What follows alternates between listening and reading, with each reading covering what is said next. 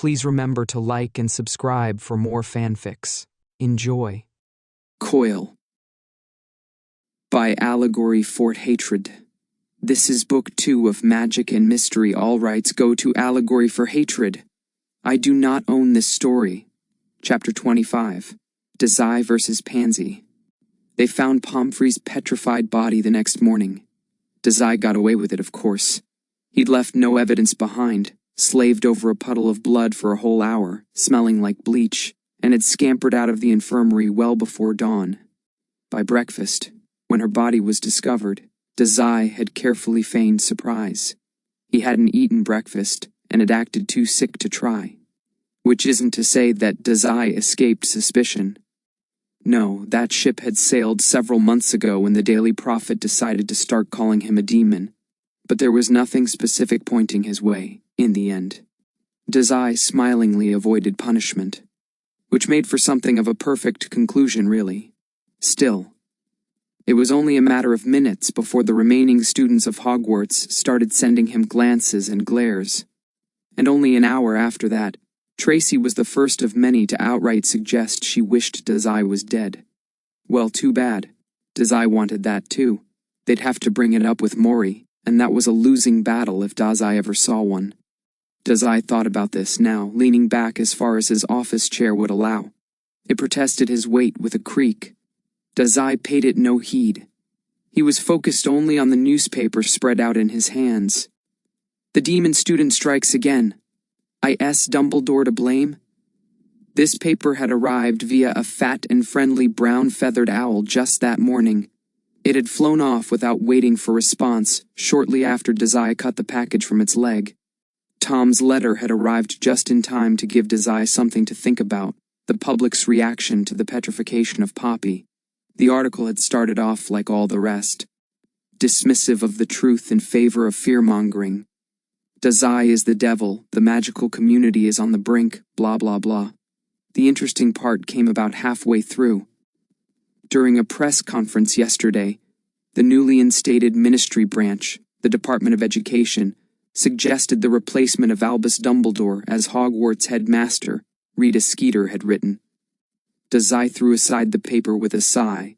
It slid across the desk, and only nearly didn't fall by a hair, stopping right beside his world's okayest professor mug. It was empty now, and had been ever since bringing it to Hogwarts. But Dazai still posed it on his desk like a well-won trophy. He held his hand up, hovering in the air over his head. The bandages around his wrist were especially thick today, and though Pomfrey wasn't dead, only petrified, Dazai felt like his hands were stained anyhow. These were the hands of a killer.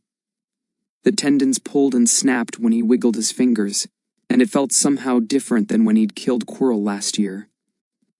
Dazai didn't know how to place the feeling, so he pushed it aside indefinitely.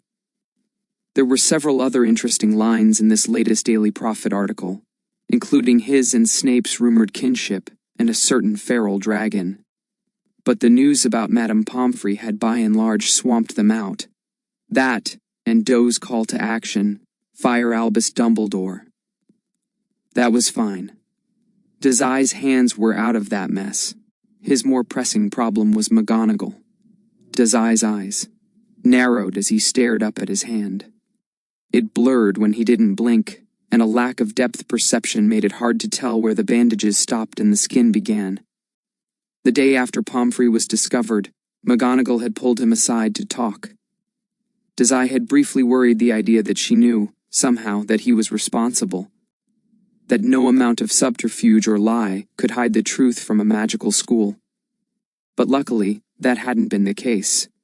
McGonagall had instead told him that his lessons with Snape were hereby cancelled, but she would be expecting him in 1 week's time for private lessons of her own.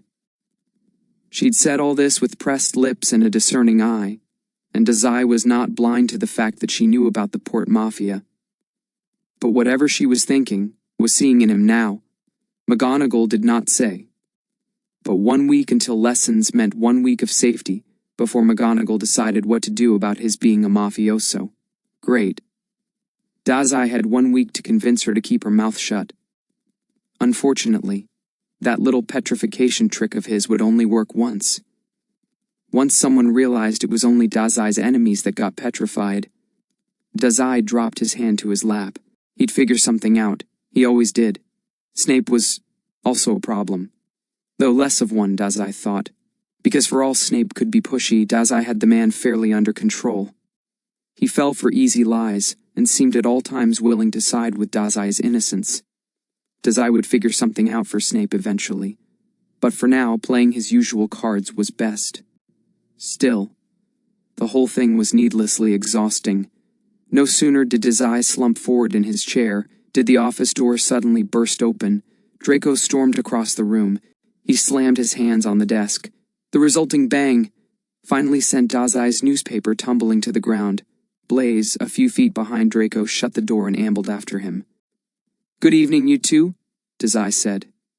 He eyed them both for a moment before grabbing his gloves from the desk and slipping them back on. "Don't good evening us, boss." Draco's palms pressed firmly into the desk, turning white. "What the hell? You're very noisy today, Draco. But as it happens, I have no idea what you're upset about. Madame Pomfrey." Blaze finally reached the desk, though he didn't make a show of slamming it like Draco had, for which Dazai was grateful. "She was petrified," he translated. "We were under the impression we had put a stop to those—" Dazai hummed. Riddle's diary was safely tucked into the pocket of his robes, and though Dazai didn't reach for it now, it suddenly felt more weighty against him. That diary was just the controller. "You know, there's still a wild basilisk loose in the school." "Ah." Draco deflated, his shoulders slumping and the mean twist of his face going slack. "I hadn't thought—" "No worries, the thinking part is what I'm here for." Dazai waved them off. "Without the diary here, there's nothing linking the petrifications back to us anymore. We're in the clear, even if things are a little messy." Draco made a disgruntled face, still clearly upset over something. Blaze, meanwhile, merely tilted his head. "Draco mentioned you wanted to investigate the Chamber of Secrets," he commented. "Do you have any leads on catching the basilisk?" Dazai blinked. Draco did the same. "Oh, right. I was doing that, wasn't I?" Draco's stare was baffled. "You forgot." "Of course I didn't forget," Dazai sniffed. "I've just been preoccupied." Blaze and Draco were giving him odd looks. But before he could say anything about it, there was suddenly a knock at the door. All three of them immediately stilled. "Hey, think that's for us?"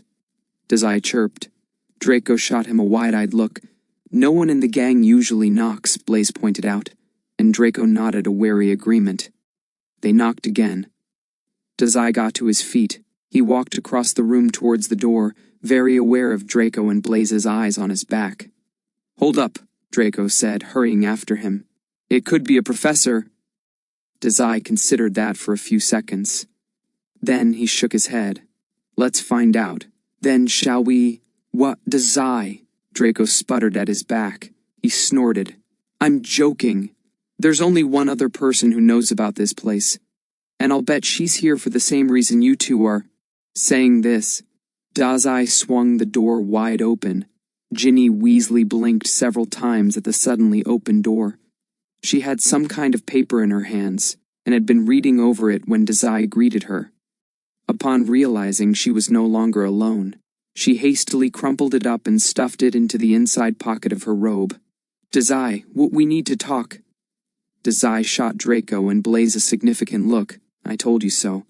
Then stepped aside so Ginny could enter. She did so quickly.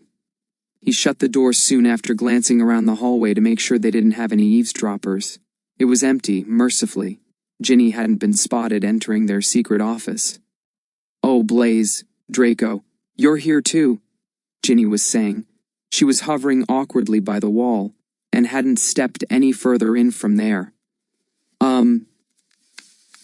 "Hello." "Good evening, Ginny," Blaze greeted. "Hello," Draco said stiffly. "Don't just barge in here. This is our office." Ginny's eyes snapped to him. She looked to be caught somewhere between righteous and uncertain, so Dazai butted in. "Aren't you the one doing the barging, Draco?" He eyed the desk pointedly. The newspaper was still fallen to floor from when Draco had knocked it earlier. I'm in the gang, it's different. Sure, Dazai flapped a hand, dismissive. I'm not intruding, am I? Ginny squeaked. Ignored Draco, he's just prickly today. Huh? Dazai beamed. What brings you here, Ginny? Ginny looked between them, apparently jarred by their bickering. But she straightened up a moment later with a serious look about her. Madame Pomfrey was petrified a few days ago. Is that… I thought you'd… Once again, Dazai turned to look onto Blaze and Draco. I told you so. Whoa, it's almost like you and these two share a brain. Creepy approximately, Dazai sang, feigning shock. At Ginny's confused stare, he reiterated. It's like I told them, evil diary or not, there's a basilisk in the school attacking people. On the bright side, Ginny, you're not responsible this time. Congrats. Ginny faltered, visibly startled by Dazai's cheerful voice, and her face took on a pallid color. She self-consciously rubbed at the back of her neck. I didn't mean to… We know, Blaze said, sidling up to her. Dazai is just playing… True, Dazai pipped. Actually, we were just talking about the petrifications. He paused. He had been planning to hunt the basilisk down, before Pomfrey. But would involving himself with it now bring unwanted attention? The last thing he needed was drawing a bigger connection between himself and the petrifications, especially not now that he was actually guilty for one. On the other hand, would not investigating raise Snape's suspicions? That guy had to know Dazai was always lying when he said he'd stay out of things, avoid things and appease McGonagall, or stick his nose in and act how Snape expected. Despite himself, Dazai's brows were furrowing in thought. Draco made a weary noise. Don't make that face. It's nothing but trouble. Concurred, Blaze said. Dazai blinked at them. I always look like this, only when you're up to no good. Dazai grinned, and Draco shivered. Ginny was watching them, shifting in place like she wasn't quite sure what she was meant to be doing. But after seeing she had everyone's attention, her spine straightened. Her voice was more sure when she said, If you're going to do something about the petrifications, I'd like to help. If you'll have me… No thanks, Draco said immediately. Sure, Blaze said. They glanced at each other. Then, as one, they looked at Dazai to see who he was going to side with. It's just… I owe you for helping me out, Ginny pressed. And I know you're a nice person, Dazai, despite what everyone is saying about you. Oh. Realization crashed onto Dazai. Ginny's words sparked something in the back of his mind, and killed two of his peskiest birds with one stone. I owe you. Dazai hunts down the basilisk from McGonagall. An exchange of services. I stop the petrifications, and in return you kindly don't mention that I'm Port Mafia. Up until he figured out a way to quietly dispose of her, though he was hardly going to tell her that last part. It was perfect. A win all around. Oh, Merlin, Draco grimaced. That face is worse. Don't do that. At some point, Dazai had started grinning like a lunatic. He dialed it up to 11 just to see Draco recoil. We're definitely, he told them cheerily, going to hunt down the basilisk. Ginny can join if she'd like, but she's got to keep it on the down low. Of course. Thank you, Dazai. Sure, he said. Give me a few days to figure out a plan of action. Or, make that a week. Let's wait for things to die down after Egg first. Oh, Ginny perked up. She looked around the room, the rafters, the desk, the window. I was wondering where she went. Did the professors catch her? No way, Draco sniffed. My Egg is way too good for that. She's around, Blaze said, vague. Huh. In truth, Dazai hadn't seen Egg since the incident the other day, though he'd caught brief flashes of her magical signature at the edges of his senses and figured she was enjoying her newfound freedom. It was fine. Dazai was actually rather pleased with this new arrangement, and therefore had done nothing to intercept her. Basilisk, Port Mafia, Mori's orders, these were Dazai's current biggest concerns. Everything else felt sort of paltry in comparison. I'm sure she'll show up again at some point, Dazai said, barely giving it any thought. Blaze scratched his chin. Though I thought she'd at least be wandering around Yokohama, not here, Dazai sniffed. Guess she can't get enough of me. He laughed tightly. Just kidding.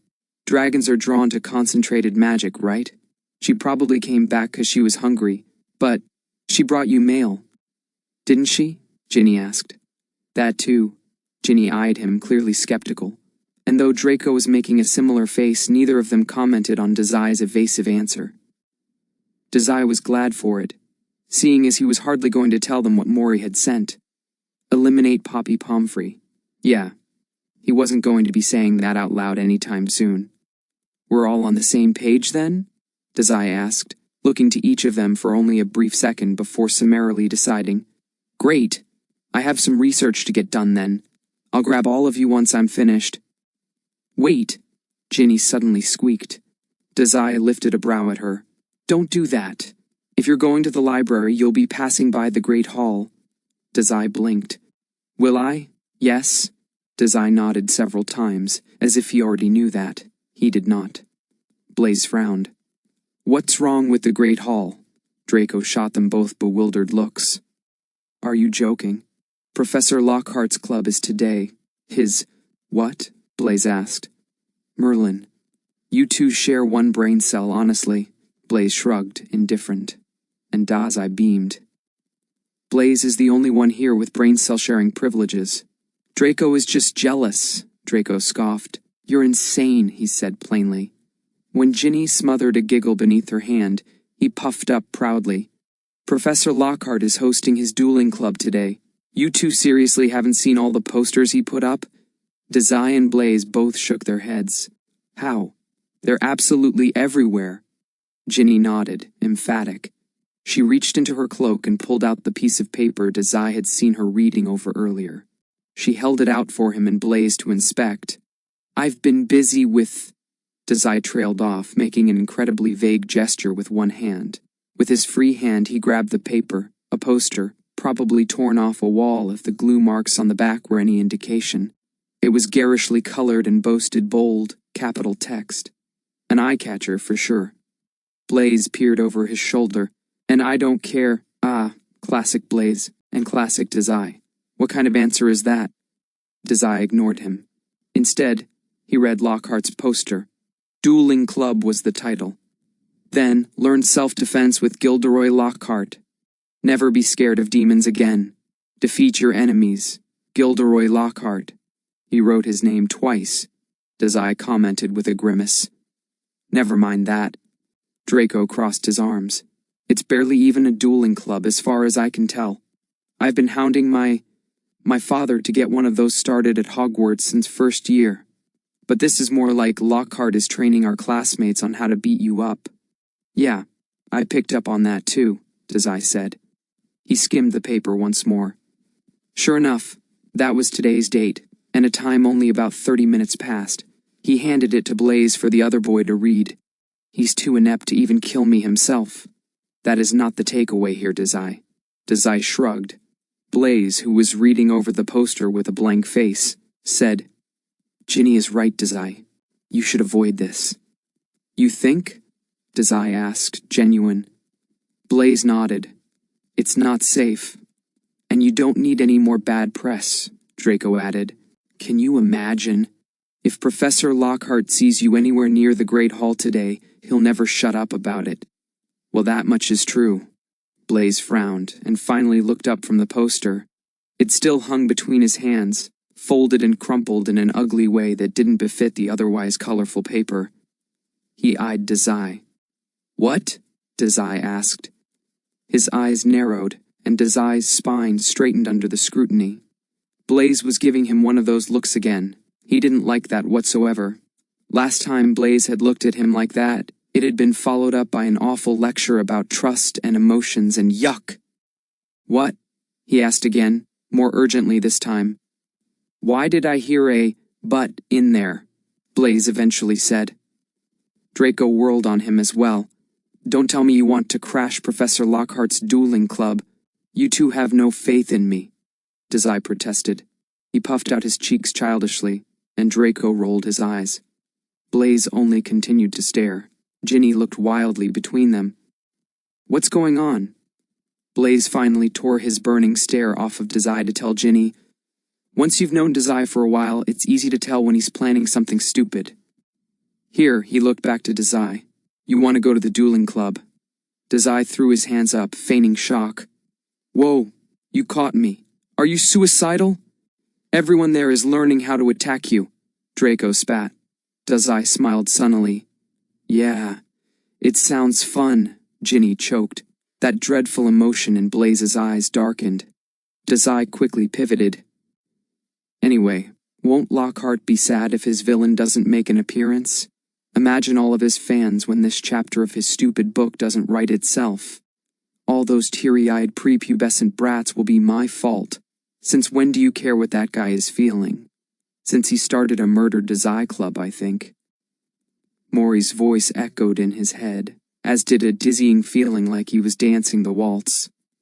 Make them fear you. This dueling club was an opportunity shining gold and inviting. He'd be stupid not to grab it. Ginny and Draco both shifted uncomfortably at Dazai's candid answer, but Dazai steamrolled over them. I'm only going to check it out, he said while clicking his tongue. You can't convince me otherwise. I'm really going no matter what you say.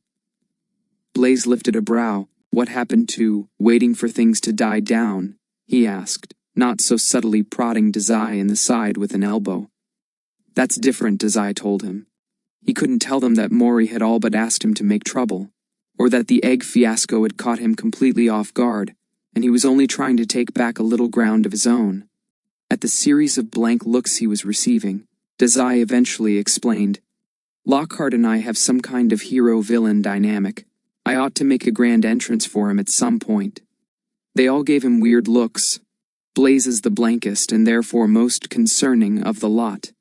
Having had enough of this conversation by a mile, Dazai promptly opened the office door and stepped out into the empty hallway. Hey! Draco shouted, then he was hurrying after Dazai. A second later, Ginny and Blaze were doing the same. Draco started. But it must have been obvious that Dazai wouldn't be stopping anytime soon. He sighed, big and heavy, and gruntingly told Dazai, Where are you trying to go? The Great Hall isn't that way at all. Dazai whirled around to face them, eyes wide and bewildered. Seriously? Before they even reached the Great Hall, Dazai could hear it. Lockhart's booming voice calling out, Now, students, just like I showed you. Followed by a chorus of yes, sir, and a single stray, you didn't show us anything, you dolt. But it was loud enough that before Draco had even shown them around the last corner, Dazai already knew they'd reached their destination. It had him instantly on edge. Loud noises had always bothered him, crowded spaces more so, and it was looking more and more like Lockhart's stupid club was going to be both of those things. Joy. Add the fact that Lockhart was here as the cherry on top and, well, it was a good thing Dazai had spent some amount of his first year practicing self-restraint, because he was already itching to incendio something right now. When the door to the Great Hall finally came into view, Draco cleared his throat. You three go in without me. Dazai lifted a brow. Even though the cacophony of the dueling club was surely loud enough to smother his voice, Dazai still replied in a muted tone. Stage fright? He teased. Draco shot him a quelling look. I don't want to be seen wandering around with you lot, he corrected a bit meanly. I'll follow in a few minutes, so no one thinks we were together. Dazai placed a hand over his heart in mock offense. If you don't mind me asking, Ginny squeaked. Draco glanced at her with a look that clearly said, I do mind, but go ahead. Why weren't you already at the Great Hall? If you've always wanted a dueling club, I mean. Unexpectedly, Draco's cheeks heated and he looked away. Blaze tilted his head. Well, he was busy hanging out with Dazai and me, right? What, I guess. But don't say it like that, Blaze, Draco protested. You make me sound mushy. Blaze nodded shrewdly. Suddenly, Lockhart's voice echoed out from the Great Hall. Dazai clamped a hand over one ear to smother the boom even slightly. Very good, Miss Granger. 10 points to Ravenclaw. Wait, you're Gryffindor, aren't you, girl? Dazai perked up. Hermione joined the club? Ginny spun to face Dazai. I think Luna went as well. She blinked, then hastily amended, "And not to spite you or anything. She said she was protesting." Dazai snorted. Imagining Luna arguing with Lockhart about exorcists was an undeniably amusing image. He shook his head to dislodge the thought and said to Draco, "You should find Pansy, I bet she's here. You three aren't still fighting, are you?" Here he looked to Blaze as well. When he really thought back on these last several days, Dazai couldn't recall ever having seen the three of them together. It was strange, considering before winter break, they were a trio all their own discounting when Blaze saw fit to sit with Dazai instead, or when Draco snuck off to do the same. Though if Dazai was being honest, he hadn't been the most observant person these last few days, too caught up in his own head, running over the mess that was Mori's latest missive. He ought to remedy that lapse, if he didn't want Mori yelling at him come May. Draco's face twisted painfully. Guess things were still sore between them then. Dazai shrugged internally. The less Pansy the better, he thought. Still or not, he said, non-committal. But if you want to see if her gang is planning anything, I won't stop you. Draco's expression pinched, looking slightly offended. Blaze beside him lifted a solitary brow. But Draco only folded his arms over his chest and stiffly said, "She won't plan anything else." "Else?" Ginny squeaked. It had been several months now, and Dazai's cheek no longer stung painfully at the memory of Crab's fist embedding itself there. He rolled his shoulders. "I'm going to sneak in then," Dazai told them cheerily. "You all behave yourselves now." He turned, on his feet to skip off to the great hall, and a second later the hurried footsteps of Ginny and Blaze joined him, albeit with less cheer. Understandably, Dazai was laying it on a little thick. He waved a quick goodbye to Draco, and made a silent promise to look for the other boy in the crowd a bit later. But first, when they got to the main door, Dazai slowed his pace abruptly. Ginny and Blaze followed suit. Eventually he came to a stop just at the edge of the door, sneakily peeking around the wall. It was still obnoxiously noisy in the great hall, and now Dazai could see why. It must have been almost every student in there. The great hall was big, and many of the students hadn't returned for second semester, but there was still a massive swarm of kids taking up space there. They were lined up in seemingly arbitrary pairs and pointing their wands at one another. The only thing making room for everyone was that all the tables had been pushed aside to the edges of the hall. It didn't take long for Dazai to find Hermione. She was close to the front of the room, practicing with an older Ravenclaw girl Dazai didn't know. Even from here, Dazai could feel the zing of magic when she flicked her wand. A second later, the Ravenclaw's pale, stumpy wand suddenly flew out of her hands and clattered against the floor several feet to her left. Lockhart was standing by them, grinning and sparkling and what else. And, oh! Dazai bounced on his heels. "Snape is here." He squinted. Why is Snape here? Sure enough, Professor Snape was standing stiff as a statue near the back wall. His arms were crossed tight over his chest, and his glare was drilling a hole in the back of Lockhart's head.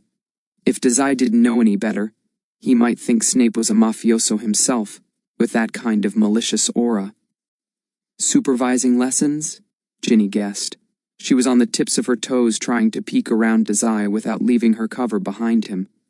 "Supervising Professor Lockhart?" Blaze tossed his own 2 cents in. Dazai snorted. Judging by that mean glare? Definitely the latter. After a moment, Dazai saw fit to tell them this, and Ginny made a sound that might have been a sigh. A part of Dazai itched to say hello to his favorite curmudgeonly professor, but the rest of his good sense kept his feet rooted in place. Snape knew about the Port Mafia now, and had promptly cancelled all of their remedial lessons. Dazai frowned, observing Snape from across the room, and worked at his tongue with his teeth. Snape always had Dazai's back in the end, and he didn't think that was any less true now. But the gulf of the Port Mafia sat between them now and, oddly, that curdled something in his stomach to think about. Absent-mindedly, Dazai scratched at his wrist, but the bandages were so thick he barely even felt it, and he soon dropped his hands with a dissatisfied breath.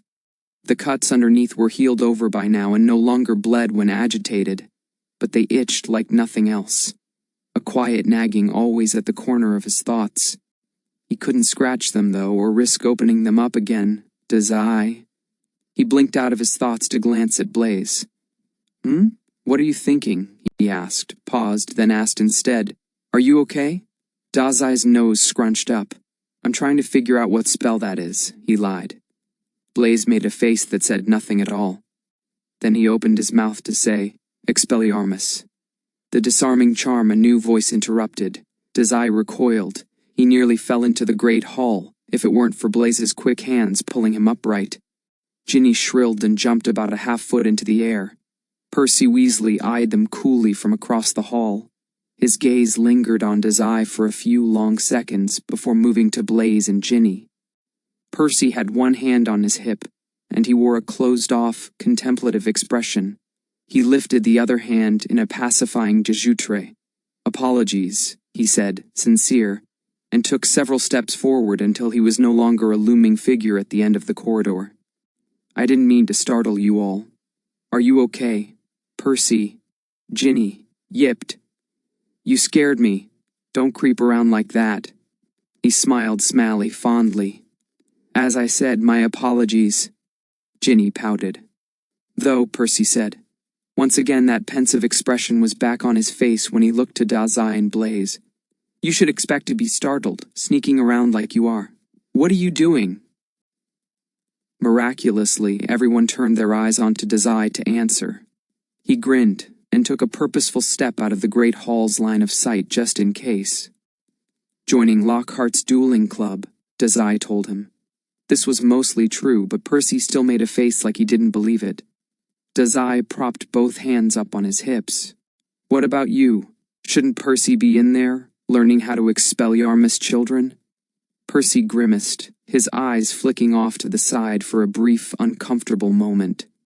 He cleared his throat and said, I do not approve of Professor Lockhart's dueling club. He gave a look that Dazai supposed was meant to be conciliatory. So I'm patrolling the area. It seems my efforts have paid off. Now tell me what you three are doing sneaking around out here. Percy, Ginny scolded. When she spoke to Percy, Dazai realized she wore a different tone of voice. This Ginny was argumentative and confident, not at all the uncertain Ginny that had shakingly told him about Riddle's diary, nor even the Ginny who had knocked on his office door just that morning. We're really just looking around. Right, Percy said. He eyed Dazai. It was difficult to hear him over the sound coming from the great hall. Dazai is my friend, she said ardently. Percy said nothing to this, just narrowed his eyes at them. I want to learn that spell, Dazai cut in, not liking the look Percy was giving him and wishing to distract it. He indicated to the great hall with a thumb. But I also don't want to get mauled yet, so we're sneaking around the edges for now. I'm sure your friends can teach you, Percy said, eyes flicking to the great hall and back warily. Something pressed between his brows, and he conceded an uncertain, you're right, it isn't safe for you here. Go back to wherever it is you hang out all day and night. Dazai frowned. You mean the dorms? Percy blinked several times. Hastily, he said, Yes, the dorms. Blaze briefly met Dazai's eyes. A line of silent communication passed between them, and Blaze promptly dug his heels in. As a prefect, should you really be denying a student his education? What? Percy stared. He shook his head, disbelieving. Yeah, Dazai agreed. I'm going to flunk out because of you. Specifically, you're going to flunk out because you don't do your homework, Percy told him, clearly exasperated with their antics. If you need a tutor, Dazai blew a raspberry. Percy's mouth clicked shut. From the great hall, an excited cheer rose up. I did it! I did it! Congratulations, children. You're not quite at my level, but it was an admirable attempt, Lockhart said. Dazai rolled his eye. Well, someone had to knock Lockhart down a peg. He rolled his shoulders and fixed the hang of Mori's coat over him. Between the coat, the tangle of bandages over his eye, and the annoyed look tightening his face, Dazai figured he probably looked a mean picture. Scarier even than that shadow figure the Daily Prophet used to advertise in his place, before they had a picture of him. Ever on the same page, Blaze straightened beside him. It was evident the exact moment Percy and Ginny realized that Dazai was about to go running in, because they also tensed up, though not in the same readied way that Blaze had. They looked like they were watching a plane crash in real time. "Mr. Dazai," Percy said carefully, "if you go in there, I cannot guarantee you will not be hurt. Did you read the poster?" Ginny's hand raised to her chest, where the poster was again folded up and pocketed. "He knows what the club is about, Percy. And you still." "I'm going to check it out," Dazai said. He beamed at Blaze. "Ready to make a grand entrance?" "I don't do grand entrances. First time for everything." Percy reached out to stop him. "Dazai, wait." But it was too late. Dazai had already made up his mind, and had started on a dead-set path straight into the Great Hall. It was noisier inside. That was the first thing Dazai noticed. Out in the hallway, the clamor was just that clamor. A big, continuous bang of voices coalescing into something loud and indecipherable. It reminded Dazai a lot of the Quidditch match he'd attended a few months ago. Loud shouting that coming up from the crowd that sounded less like words and more like a massive beast growling. Now that he was close enough to not only make out coherent conversations, but to feel the sting of all their cast spells simultaneously. If dealing with Lockhart didn't give him a headache, Dazai was sure everyone else would. Still, he must have done a good job keeping the pained grimace from his face, because for once Blaze didn't make some remark about it. It was easier to sneak into the club than Dazai had initially anticipated. The students were busy practicing spells in pairs, and only occasionally looked away to gather up their fallen wands from the floor. That, and the noisy excitement in the air, kept people from turning when Dazai entered. Just another student arriving to learn the disarming charm, they probably thought, not the object of all their anger. Regardless, it kept Dazai's grand entrance less than grand. After a few seconds of observing the crowd, Blaze gently nudged Dazai. Once he had Dazai's attention, he inclined his head towards one of the groups in particular. Dazai followed his gaze. Pansy. She had her arms crossed stiffly over her chest, wand nowhere to be seen. Tracy and Millie were practicing in a duo off to her right. In the time Dazai watched them, Millicent had successfully cast Expelliarmus twice, while Tracy had yet to even manage it once. Her cheeks were a bright tomato red that Dazai could see all the way across the room. On Pansy's other side, Crabbe and Coil were paired up. But even from this distance, Dazai could see they were actually just playing rock, paper, scissors. Snape was standing nearby, rubbing at his forehead agitatedly. "Oh." Ginny bounced on her heels. "I see Luna. I'm gonna say hi." Dazai turned just in time to watch Ginny dash away into the crowd. He spotted her again a few seconds later. The pale-haired head of Luna Lovegood just barely peeked over the cluster of students by the far wall. But Dazai could see how she perked up when Ginny arrived, and a second later she stretched up on her toes to wave wildly in Dazai's direction. Dazai lifted a hand in return. "Just us now," Blaze said, and a quick glance around revealed that Draco had yet to make his own appearance. "Want to find Hermione?" Still over by Lockhart, Dazai really didn't want to talk with her right now, but looking around, she was the only other hound present at Lockhart's lesson. The twins weren't around, and neither was Ron. Searching for his friends, Dazai's eyes nearly skipped over the mop of ginger hair lingering by the door. Upon catching Dazai's eyes, Percy quickly looked away to observe the other students. So he was done wandering the halls, now? Dazai's eyes narrowed, but his chance to silently observe Percy was stolen away just a second later. "He's here!" Dazai's head whipped so fast, his neck strained, and just as Dazai had hurried to find the source of the screams somewhere near Luna, had they seen her wave? So too did everyone else. Dazai changed his mind. The Great Hall wasn't pandemonium before. It was now, screaming from every corner of the room, panicked and threatening. "The demon! Quick! Try the spells we learned. Chase him out. Ah, I don't know the spell yet. Forget spells, just throw your wand at him." A single wand shot out of the crowd. It missed Dazai by several feet and clattered uselessly against his shoe. "Students!" Percy hollered. He appeared at Dazai's side and briefly met the mafioso's eye before taking a firm step in front of him. Percy held a single hand out in front of him, unyielding. "That's quite enough of that." "He can't be here," someone in the crowd roared disagreement. "This is meant to be a safe place," another yelled. "Yeah, we're doing everyone a favor chasing him out." Another wave of clamor echoed this.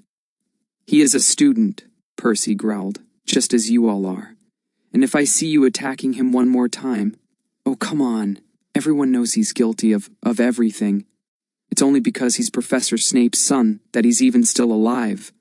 Otherwise Lockhart would have killed him by now." Several people laughed in the crowd. Percy full body recoiled.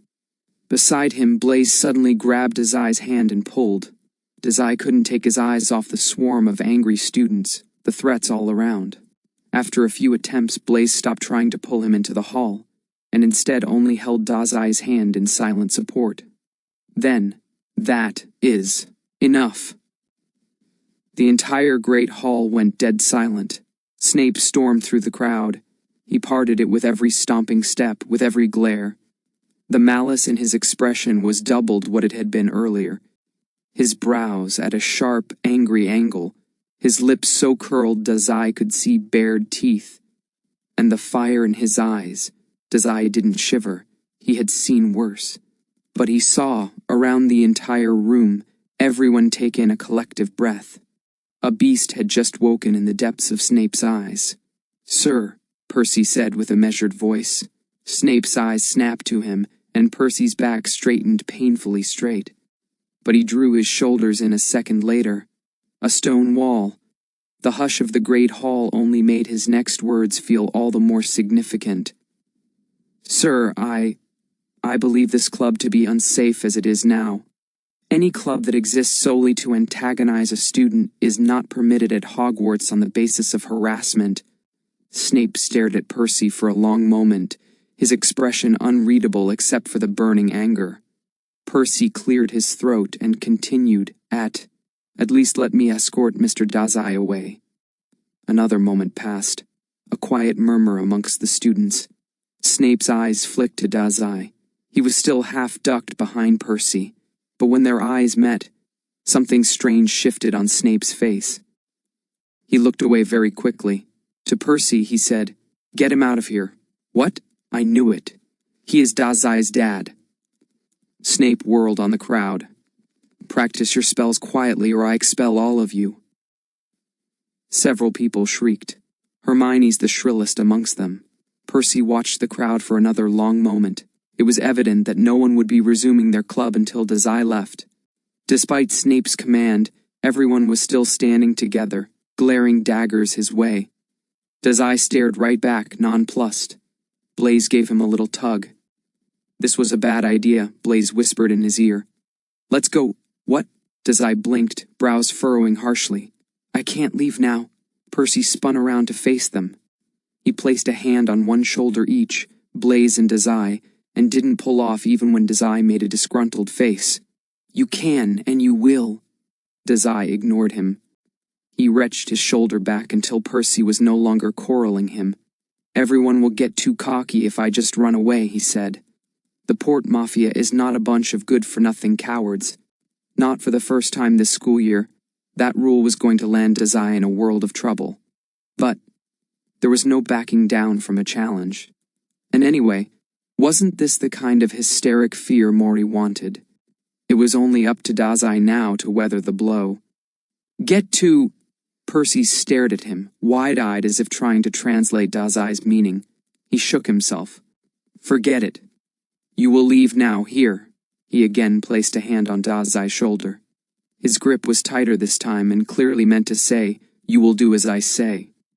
Doing this, he turned both Dazai and Blaise around and began marching them towards the door. "And you will not leave your room until another prefect comes to tell you it is safe." 100 eyes bore into their back. Dazai thought he could feel them. "Leaving without a word, huh?" Percy did not stop shoving him out the door, even when Lockhart called over the crowd. For the second time, Dazai squirmed out of Percy's grasp. The prefect cursed and immediately tried to grab him again, but Dazai could be slippery when he wanted to be. He turned around and gave Lockhart a massive grin. "And you only wait until I'm leaving to say something, hero?" Lockhart's sparkling smile flickered, briefly, into something red-hot. He covered it quickly. Now.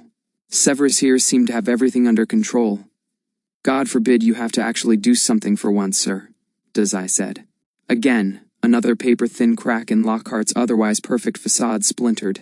Dazai chuckled for effect, but felt it sounded a little brittle. The hero and the villain. And no matter how you looked at it, Dazai was certainly the villain here. But the role of villain fit Dazai best. His blood was mafia black after all. Lockhart was no hero, but surely he was at least human, which qualified him in ways Dazai couldn't match. But regardless of how well he fit his role, Dazai couldn't help the way his shoulders drew together, and the corners of his lips pinched slightly. All eyes were on him, and Dazai couldn't stand it. When he tried to brush this discomfort off, he let his one eye darken into something miserable. Black. Mr. Dazai, Snape, and Percy warned at the same time. Lockhart laughed boisterously.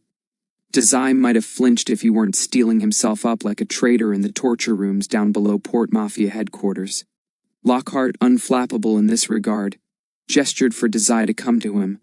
He was still standing by the very front of the great hall, just below the stage whereupon the staff ate. The table had also been cleared from this area. Such bold words for an illiterate demon. Lockhart chortled. He continued waving at Dazai when he didn't come forward for several seconds. Come.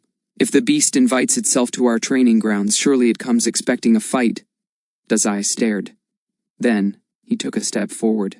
Lockhart beamed terribly, and Blaze whispered something sharp at Dazai's back that he couldn't make out over the sudden rumble of the crowd. A low, warning growl slipped from Snape's throat. It was so strangely animalistic that Dazai briefly stopped walking to shoot the man a bemused look. "Gilderoy," Snape growled.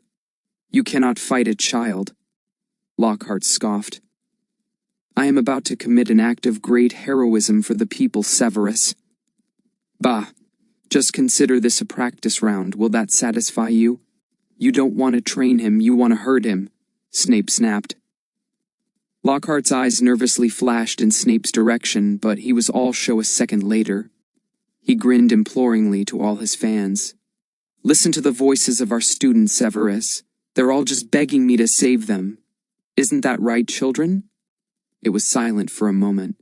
Then a voice from the crowd. "Yeah." And just like that, the dam broke loose. "Expel him. Beat the demon in a duel. Kill him. Now. Quick. The villain. Our hero." The cheers grew louder and louder until Snape's complaints could no longer be heard. Lockhart's smile seemed to grow in proportion to his fans' enthusiasm, and by the time din had reached eardrum-breaking levels, his smile looked practically maniacal. He kept beckoning Dazai forward. Now his wand was out in one hand. Dazai forced his heart to still. The shouting, the close quarters, the eyes. He pushed it all away into the furthest reaches of his consciousness. Because emotions like that were sloppy. Sloppy like leaving behind a half-burnt letter, or giving Mori the opportunity to set his dragon loose on the school. Dazai was an executive now, and sloppy wasn't an option. A true mafioso, Pomfrey's frozen body proved it, proved what he needed to be. So Dazai very carefully felt nothing when the crowd roared loud enough it vibrated under his skin. This was the job. Snape was still yelling something that Dazai couldn't hear.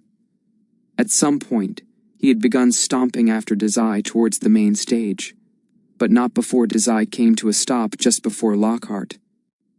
The students were giving them a wide berth. "Gilderoy," Snape's yell echoed above the din. Like banging a gavel, the outrageous yelling suddenly quieted. There was still a rumble of conversation around them, but nothing so deafening. "Severus," Lockhart huffed. His whole demeanor befit someone putting on a show. "Mr. Dazai brought himself here. It's only fair to show him his place." Someone whistled in the crowd. Snape stormed across the room, and finally came to a firm stop just in front of Dazai. Do not pretend you mean only to treat him as another club member, Gilderoy. Lockhart laughed. Very true. I am only a teacher's second, after all. Dazai inched around Snape so they were standing side by side. Snape shot him a severe glare, lips pulled into a thin line, but otherwise did not move. Predictably, Lockhart needed no prompting to continue. First and foremost, I am a champion of the people. This hung in the air for a few seconds. Then, half the crowd shouted out their support. Percy stared at the masses, wide-eyed. Dazai saw him at the corners of his vision, trying ineffectually to quiet the students. Nearby him, Blaze was glaring daggers at Lockhart. The unusually emotional fire burning in him had Dazai briefly stupefied, and at some point, Draco had also entered the great hall to stand with Blaze. Their whole demeanor was shadowed with something dark and piercing, pointed straight at the showboating, oblivious defense professor. Then, Lockhart spoke again, and stole Dazai's attention back to the main conflict at hand. As such, it is my primary duty to save these poor children from the demon in their midst. Lockhart waved his arms in a flourish. His wand jutted out, and Snape and Dazai both winced. Of course, I will protect them from the petrifications by defeating the basilisk this demon has set loose. But first, wanna bet? Dazai chirped. A great hush fell over the students. What was a roar before would now betray even the sound of a pin dropping. Snape's head snapped to him. Problem child, shut up, he whispered. Lockhart blinked several times before recollecting himself. Pardon me, I said. Wanna bet? Dazai smilingly took a step forward and out of Snape's protective shadow. Snape cursed. I bet, he said, I can kill the basilisk before you can, O mighty hero. A series of low whispers lanced through the crowd. A single bead of sweat slid down Lockhart's chin. He laughed nervously. Defeat the monster you set loose? I hardly... Dazai lifted a brow. You're a coward, then? You won't even try? Lockhart's face flushed red. He sent several frantic looks to the students around them, then barked. Of course I can kill the basilisk before you. Dazai nodded, his entire mien suddenly quite smug. Lockhart ground his teeth so hard Dazai thought he heard something break. When Snape cursed something else at his back, Dazai spoke louder to ensure his message would reach every ear. Only the winner has a right to call themselves champion of the people. Dazai named his prize. After I defeat the basilisk and save Hogwarts from its plague of petrifications, I'll expect you to call me that. Several people in the crowd choked. Ha! Lockhart sharped a little manically. I won't lose to the likes of you. Isn't that right, my adoring fans? This time it was a breath of several seconds before the students rose up in agreement. Dazai's bravado had summoned attention in the room. Mr. Dazai, Snape warned, do not dig your nose deeper into this mess. I'm trying to protect you. So you haven't changed your mind about me? Dazai thought with a jolt of surprise, even knowing what I am. That realization lingered for only a second, warm like honeyed tea. But when Dazai looked over his shoulder and saw the sheer panic on Snape's face, he felt cold once again. And only once he had met Snape's eyes head-on did he declare, It's a deal, then. The basilisk defeated, and I don't get expelled. He tried to project this thought with a steady stare. Snape's eyes widened minutely. Then Lockhart was laughing again, and Dazai had to look away. Lockhart was sparkling as ever, but something about him now seemed a little harried. Dazai grinned at it. Ah, what a shame. We can't duel now, Dazai said. If you want to beat me fair and square, defeating me early is just cheating. I think your book will be lacking for it. Nonsense, Lockhart faltered, but Dazai could see it in the way his eyes lit up, and he surreptitiously glanced to the gathered students. He agreed with Dazai's reasoning. The basilisk bet was a better chapter for his story, and defeating Dazai now would kill the tension. Or some other nonsense. Honestly, Dazai hoped Lockhart choked on his book. Lockhart shook his head like he was steadying himself. Afraid to be defeated in duel, aren't you? Well, I suppose I could have pity on you. If you're going to be a coward, then I'll duel Dazai, Pansy yelled across the crowd, pushing her way through Crabbe and Goyle's mocking laughter. She already had her wand out. Snape bristled at Dazai's back. Lockhart blinked several times, bewildered, before grinning twice as wide as he had before. He clapped. Perfect. This lovely young lady can teach Mr. Dazai just what my dueling club is all about. He said teach with the affect of someone who really meant put him in his place. I will not allow— Psh! Please, Severus. It isn't like she's actually going to hurt him. They're both only children, after all. Pansy's eyes were burning with a livid ferocity, the same look she'd been wearing ever since winter break ended. Duel me, Pansy reiterated, voice firm. Her wand was held straight out. At that angle it was unmitigably a weapon. Drop the wand, Snape warned. No, no, no. Lockhart hushed giddily. Let them fight. It's a perfect plot for Chapter 5. Gilderoy, you are not helping. Dazai ignored their bickering. Instead, he watched Pansy dully. The wand, still aimed straight at him, quivered slightly in the air. She seemed to be breathing quite heavily.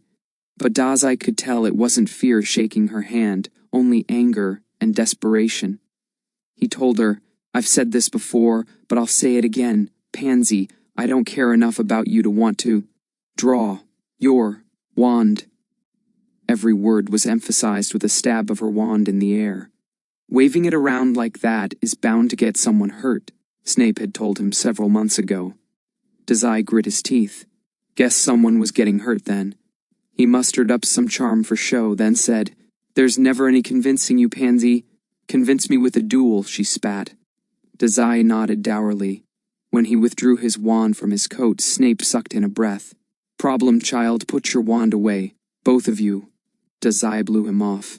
He held his wand out, just like Pansy's. Good, she said. Good. Lockhart, one hand on Snape's shoulder to hold him back, had a laugh like a child's. Well, it's not the proper way to start a duel, he said, but it's certainly dramatic. Now you two, as supervisor, I have to remind you that I'm in no way responsible if you maim one another, okay? Neither Dazai nor Pansy blinked. A ripple of unease stilled the crowd. Percy was watching with wide eyes, and a twitching stance like he wanted to run forward. Near him, Blaise and Draco looked ill.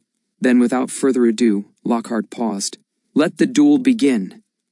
His voice boomed out across the great hall. Pansy moved immediately. Immobulus! Cold and sharp energy burst out from Pansy's wand. Dazai felt it before it fully cast. Thinking quick, he narrowly dodged the beam of stabbing blue magic. His hair whipped frantically. The spell missed him by an inch. It collided with the wall a moment later. A fracture of ice spawned over several rows of brick. Stay still, damn you, Pansy cursed. She threw her wand out wildly. Immobulus, immobulus, stabbing, freezing. Dazai ducked to the left. Both spells flew wide over his head. Somewhere to the side, Snape swore, This isn't a duel, this is a brawl. Snape lifted his own wand in defense, but before he could cast any counterspells, another blast of Immobulus had him staggering back several feet. Pansy stomped forward. You ruin everything. She shrilled. You ruin my friends, you ruin this school, you can't even get spelled properly. Incendio. Fire fanned out of her wand tip. The flames were massive, large enough to burn even the bystanders several yards away. Screams poured out from around them. People ducked and ran to avoid being seared. A clamor of feet pounding on stones sounded like even the most enthusiastic of cheerers was now desperately attempting to flee the great hall. Dazai closed his eyes and braced. If I don't dodge, he thought, heart thudding, no longer human will. He twisted his wand. Invia obis, Dazai cast. He'd only seen it cast once before, by Professor McGonagall. But he remembered how it felt, the cool, calm wash of the spell, the result like 1,000 tightly wound knots. A wall of blue rose up from the floor and covered half of the entire great hall. He felt a sudden pressure in the base of his skull, but it was only pushing and not stabbing. A reminder of his limitations and nothing more. The massive burst of fire exploded against the shield spell. It kicked and roared and groaned. The air was sticky with heat, but the shield held. The fires burnt away. Dazai breathed out. Shock flashed across Pansy's face. Her wand hand dropped for just a second. Dazai leapt at the lapse. He threw off one glove, nullification poised. He bolted through the Invia Obis barrier, dispelling it with a wave of his wand hand to disguise the power of no longer human. The wall vanished in a shimmer of blue lights. Pansy screeched. She stabbed her wand out again. Expelliarmus! But Dazai was faster. He grabbed her wand arm. Expelliarmus crackled under his palm. No longer human killed it. Pansy froze. She blinked into his eye, aghast. Dazai dug his fingers into her arm. His nails broke skin. Blood. With a great force he yanked. Snap! A crack echoed. It was silent for a moment, then Pansy screamed. She dropped her wand immediately. It clattered on the floor and rolled several feet away. Screaming, Pansy cradled her wand arm. The arm hung limply in her hold. It was bent out at a strange angle halfway through. Broken. He'd broken her arm. Pansy just kept screaming. And screaming. She was done, wand forgotten to her pain. No more frantic spells left her mouth. Just one continuous agonized howl. The duel was over. Once it was clear that he had won, Dazai took several steps back. Pansy didn't react to his giving her space. She only hunched further into herself, and slowly sunk to the ground. Dazai put his wand away before turning to the crowd. All of the dozen or so students that remained were staring at him in horror. Dazai looked to Lockhart instead. The defense professor was as pale as a ghost, and looked just as horrified as the children. He gawped silently for a number of seconds. Snape shifted beside him, and Dazai looked to him instead. You, Snape said. His voice was raw but tight with severity. Dazai blinked up at him. Go back to your dorm, now. He didn't wait for Dazai's response before rushing to Pansy's side. He muttered the spell Episci, and although the bleeding stopped, the arm was still decidedly broken. Shit. Poppy, we really need you, Snape prayed under his breath. Please. Dazai eventually had to look away. Lockhart was still shaking where he stood. Good luck, hero, Dazai said to him. Lockhart made a sound like a squeak. With that said, Dazai turned to leave the room. The other students parted for him, an obedient sea. Even the hushed murmurs faded as he passed, silence in his wake. Percy, Blaise, and Draco were still standing together by the door. When he came to them, Percy nodded stiffly at him. Dazai braced himself for a scolding. You. Percy paused, bit his lip, then haltingly continued. You need to be more careful. Dazai blinked, shocked. But that seemed to be all Percy had to say. As a moment later he dismissed. Now get out of here, and try to lay low, please. Dazai watched him for another short moment before acquiescing. Immediately, Percy stepped away and rushed to Snape's side across the hall. Dazai felt the flicker of Episci a moment later. When Dazai turned back to the door, only Blaise was still there.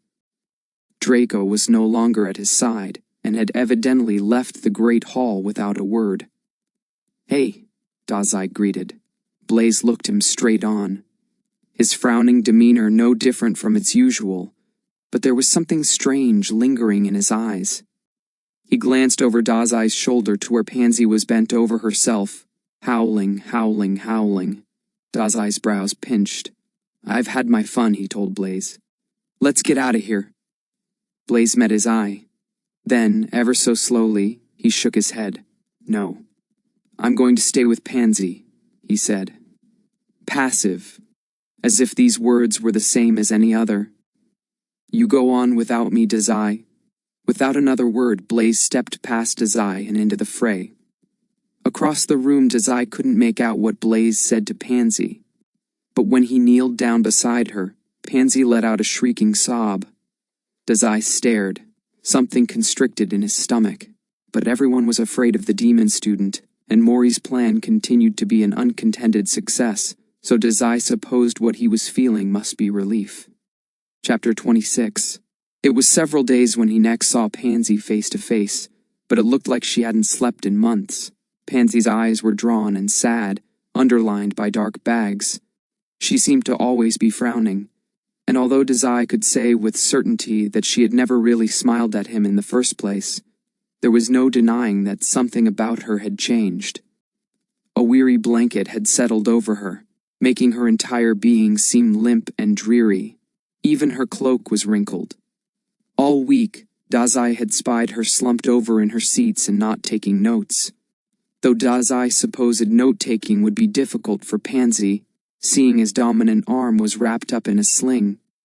Dazai had worn casts on all of his limbs before, though never all at once mercifully, and while he knew it was hardly comfortable, it also didn't warrant Pansy's moping.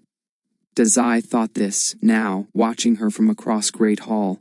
After the dramatic resolution to Lockhart's dueling club, all future club activities had promptly been cancelled on the spot, and by the next morning, the tables and chairs had all been pushed back in place.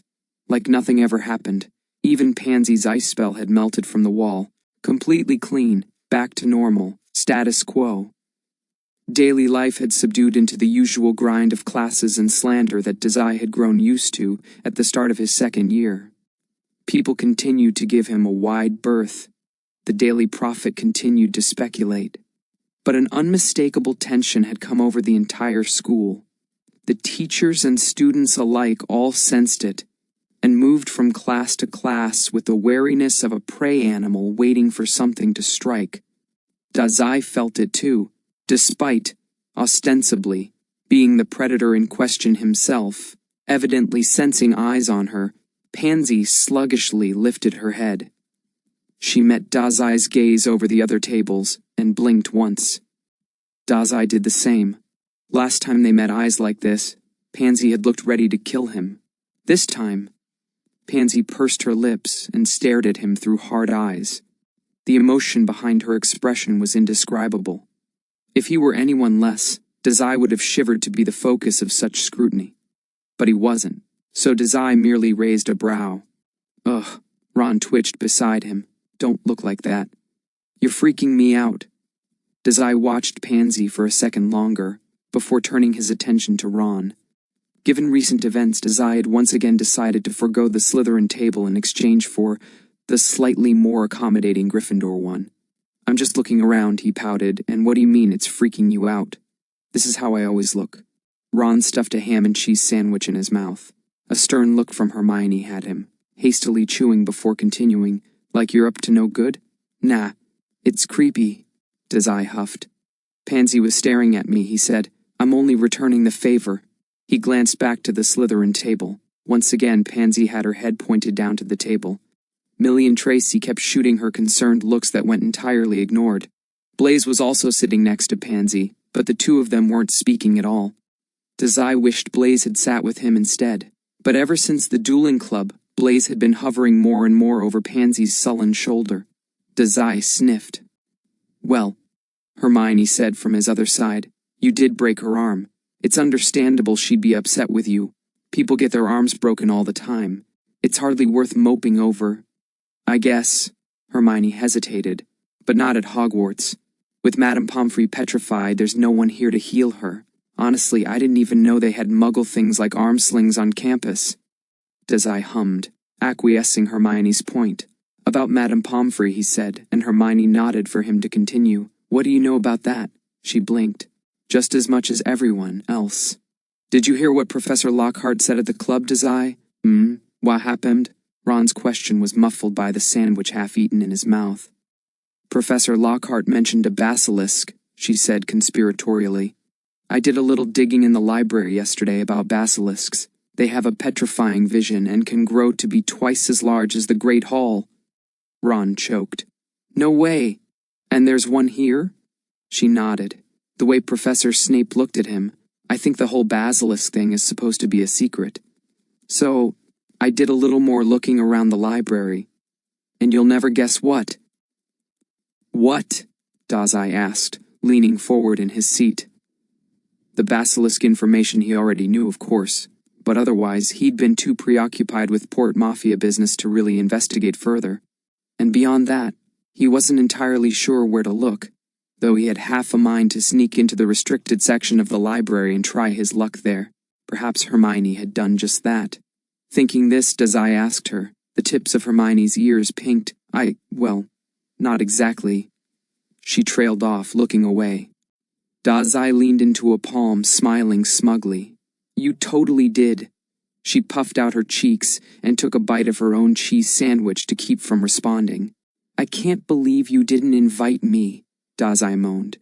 But don't leave us hanging, Hermione. What did you find? It took another several seconds for her to look at him again. When she did, she was frowning apologetically. Sorry, Dazai. It's just... You've looked so tired lately. I thought maybe I shouldn't bother you. It was only a silly research project anyway. Tired? He looked tired. Dazai had thought Pansy was the dead-looking one among them, but now that he looked closer, Hermione was watching him like she was worried he might keel over at a moment's notice. Though, he supposed he had been feeling a little under the weather ever since winter break. He couldn't say exactly why.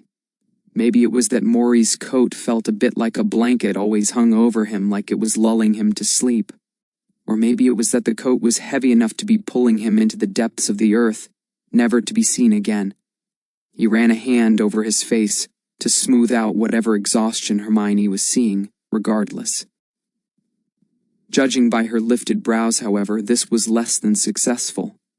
Still, she finally told him, this Chamber of Secrets business, the basilisk and everything, it's all happened before. 50 years ago the chamber was sealed off after a student died.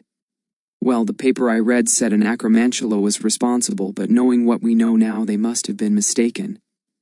Can you believe it? Dazai took in that information with a dull look. Well, he thought, Riddle had certainly left that part out of his explanation. But why? Hermione fidgeted. Is that not helpful? She asked. Dazai frowned out of his musings. Helpful?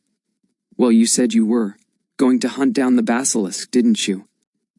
Here, she glanced nervously at the staff table, where Lockhart, alongside an uncomfortable-looking Hagrid and Trelawney, was gesturing excitedly over his lunch. The cancellation of the dueling club had only seemed to make him more chipper over the last few days. Not that I approve, because I absolutely don't, Dazai. You're going to get yourself hurt. But if you're going to do this anyway, I thought you should at least know what to look for. Dazai blinked.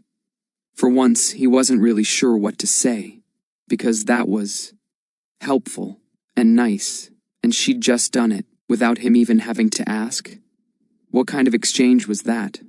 Or was this how the boss felt when his subordinates took it upon themselves to preemptively take action against rival gangs? Actually, no. If Dazai's subordinates started a gang war without telling him, he'd probably lose his mind. But this was different. Benign. Ron snorted out a laugh and clapped Dazai on the back. He jerked forward at the force, letting out a guttural oomph. That only had Ron laughing harder. Now that's a face you should make more, he teased. Dazai blinked out of his surprise to shoot Ron a scathing look. You know we've got your back, Hermione said. Although a little heads up would have been nice. She paused, then asked, Are you really going to stop the petrifications? Dazai bodily shook himself, brushing off how his cheeks had dusted pink at the same time. He nodded. Think it'll clear my good name? I don't think that's likely, mate. Dazai deflated outwardly, but internally he knew this outcome was precisely what Mori wanted. Me neither. Still. Hermione and Ron shared a glance over his head. Dazai wiggled his fingers, feeling no longer human wriggling through them.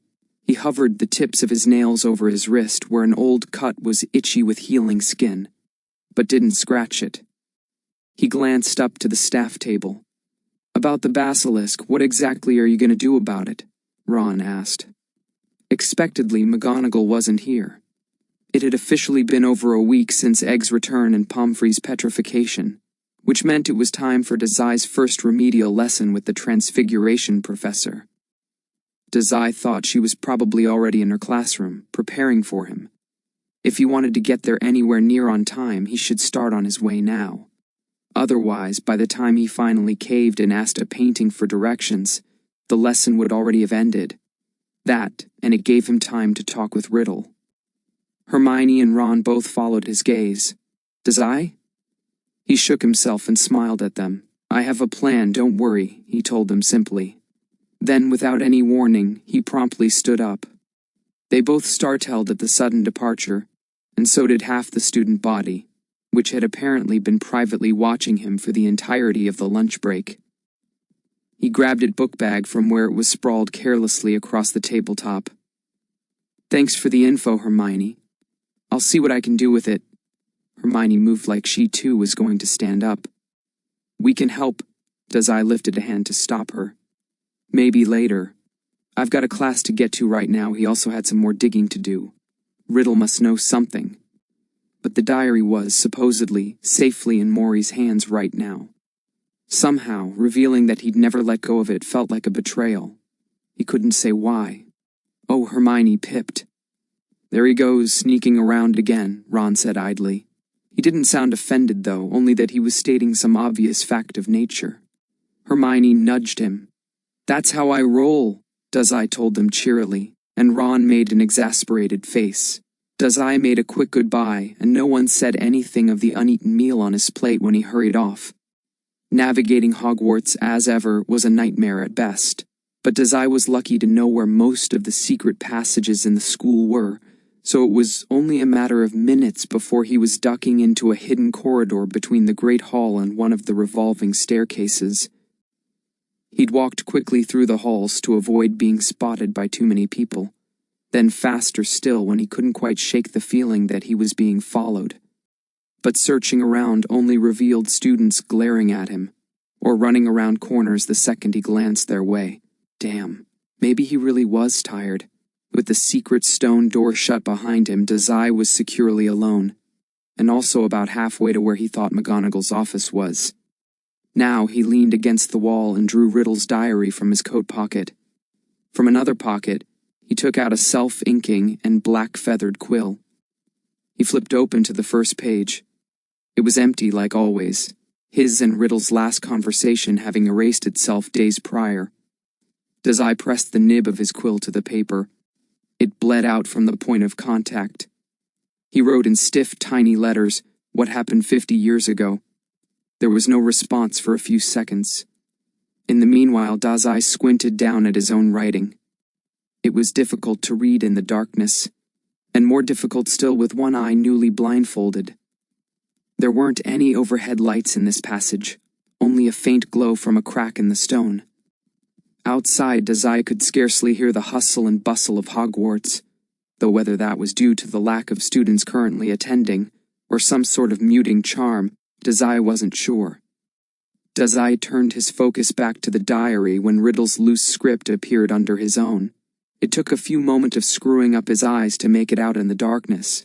"So your interest in the basilisk has not faded? You are a curious boy, Dazai." Dazai scowled down at the page. He explained, "It can't be a coincidence that you know how to control it. At least tell me how to find it. Research about 50 years ago might take some time, but he could do it." Riddle's other information, however, was clearly privileged. If it were possible, Riddle's handwriting felt smug. "As I've told you, the basilisk will appear wherever a suitable amount of blood is to be found. If you want to see it so terribly, try killing a small animal. Or cutting your arm open," Dazai, though blithely. "Once it's here, I can only sense it through the walls for so long it's too fast to track all the way back to its nest. I need to know where it comes from." There was another notable lapse in conversation. This one seemed to go on for far longer than the last one had, and Dazai impatiently affixed and reaffixed the end of his bandages while he waited. When Riddle finally responded, he only wrote one word. "Sense?" Dazai's fingers, gloved, ceased their fidgeting. He hovered them over the page instead, and Riddle wrote nothing more. He supposed this was as much confirmation as any that Riddle, despite being some form of magical entity, could not sense no longer human like the ghosts, goblins, and Coil had. As for Dazai's theory as to why, "You're a book," Dazai said. "You don't get to ask questions. I suppose I won't answer questions either then, shall I? And find yourself locked in my desk drawer for the rest of all time?" Another pause. This one lasted for only a few short seconds. How about a trade of information, Dazai? Dazai tapped the feather against his chest, then wrote, "You first." "I think not," Riddle replied easily. Dazai's eyes narrowed this time, annoyed rather than squinting against the low light. Riddle couldn't see this, however, and only continued, "What confirmation would I have that you would ever respond again? You could take my information and throw me away." "I might still do that now." Riddle wrote nothing, and Dazai sighed. "About as much confirmation I have that you'll answer me honestly." "Yes, but what do I have left but to talk with you? I gain nothing from keeping secrets. I am only a diary after all," Dazai huffed. Riddle was unbelievably awful to hold a conversation with. Still, Dazai supposed, given Riddle's situation as a spirit or something, who could ever be sure with this thing? Inhabiting a diary, sharing information with him, was probably the least risky thing he could do. After all, Riddle was right. Who else could he even share this information with? After a moment, Dazai penned, "My magical sensitivity is quite high. Now answer my question." "How high?" Dazai raised a silent brow. "High enough," he tapped the quill, then decided there was no harm in adding, "Have you ever seen a sensing stone before, Riddle?" "I've only read about them, I'm afraid. They're incredibly rare." "I take it you've seen one, though," he wrote. "What color did you see? Yellow? Paler?" "I'll tell you after you tell me about the basilisk," Dazai offered. On the page, Quirrell's ink drew a small circle. It was the kind of thoughtless gesture Dazai had seen in other students, when they needed to fill in the next test answer, but weren't sure just what to put. To see it in his sentient diary now gave Dazai pause. This was a real person, or some equivalent thereof, he was suddenly reminded. A living, real person doomed to sit still forever and ever in the pages of a book. No different than the painted people of Hogwarts, really. Except that they could at least look around their surroundings, shout obscenities at passerbys, and twitch about in their frames. Dazai wasn't feeling sympathy for Riddle necessarily, but there was a coiling discomfort in his gut about the whole situation. "Very well," Riddle eventually wrote back. "Then I will tell. Why, whoa, fancy book there, Snakey," George chirped from his left. "Let's have a peek." Fred popped up the right. Dazai slammed Riddle shut so fast his fingers stung. He stared at the twins, wide-eyed, and they blinked back, looking completely bewildered. Dazai cleared his throat. He made a point not to put Riddle's diary away, but he did hold it firmly to his chest. "You two," he said by way of greeting. "What are you doing here?" They both lifted a brow, looking perfect mirrors of one another.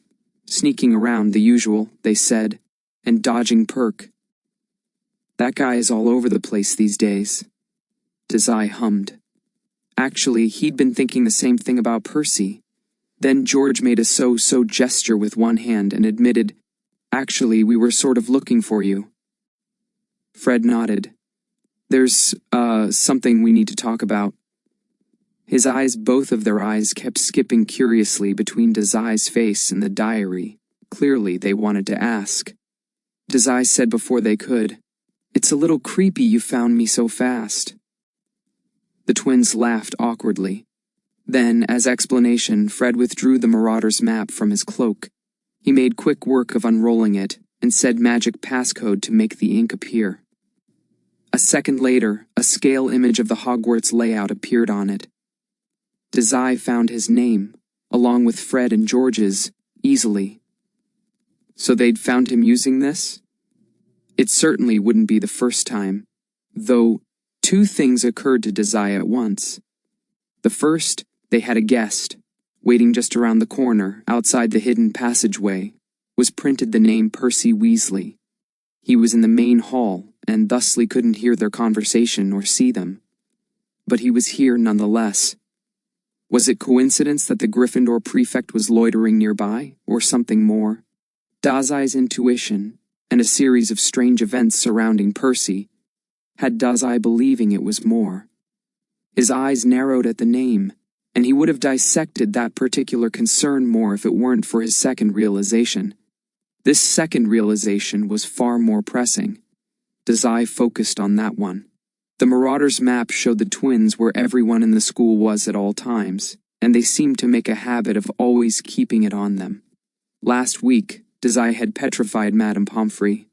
Did they? When Dazai looked up, he saw it on their faces. The twins knew. They had seen him on the map with Pomfrey just before she turned to stone. So Dazai did what he always did when backed into a corner. He smiled. Like I said, creepy. He leaned away from the map. A tickle of magic was coming off of it. Are you stalking me? No way. We're just… Dazai smiled a little wider. Sharp and not especially kind. Like I said, stalking. They both sputtered, waving their arms about in a frantic gesture. No, no, no, George waved. We just like to, keep an eye on things. Especially you. Since every time we turn out back, something big is going on. They paused, the frazzled energy not leaving them, but certainly mellowing out while they waited for a response. Now, Dazai did put Riddle's diary away. He slipped it into his robe inside pocket, secure, and made a disgruntled face. The emotion behind this expression was at least partially genuine. Right, he said. That still sounds a bit like stalking, but I'll humor you. What did you want to talk about? He already knew. Poppy Pomfrey. But playing the fool had always been his easiest crutch, though whether the twins believed it was something else entirely. They met his eye head-on. Then Fred and George nodded in sync. Okay, well, last week, after Egg got loose… How did that happen, by the way? We were watching you on the map. Just to make sure you didn't get expelled. Vanished into the night. Fred stressed, looking pained. Like, poof. George made an exploding gesture with one hand. Because, we would drop out if you left, boss. Dazai blinked. The loyalty strummed a chord in his chest. But he said nothing. We would, Fred agreed sincerely. He shook his head a second later, however, and continued seriously, so… I guess we'll just say it. You're doing that thing again? Dazai blinked. Again, this time more confused than the last. What? That thing where you sneak around and don't talk to anyone. His nose scrunched up, but only just a little, because he was only really waiting for the twins to finish dancing around the subject. We look away for a minute. Fred lifted a brow. And the next time we talk, you're halfway through making a gang and stealing an ancient artifact? I'm not stealing any artifacts at the moment, Dazai assured them. In fact, he had already finished the stealing portion of his school year, the diary now tucked away in his pocket. But that was neither here nor there. But you're stopping the petrifications, George butted in. He leaned forward into Dazai's face. Everyone is talking about what you said at the dueling club. Fred nodded emphatically. You didn't tell us about your plan. Totally not reassuring when you come up out of nowhere with some bonkers plan, boss. The opposite of reassuring.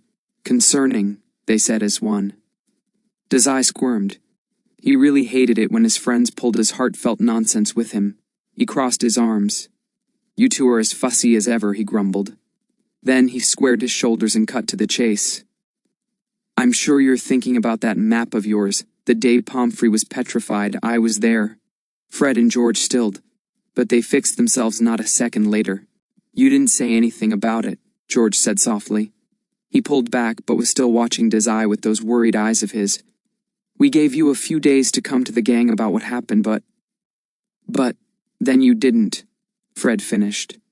I didn't tell you, Dazai thought, because I petrified her. He couldn't say this, of course. Just being careful, Dazai told them half-heartedly.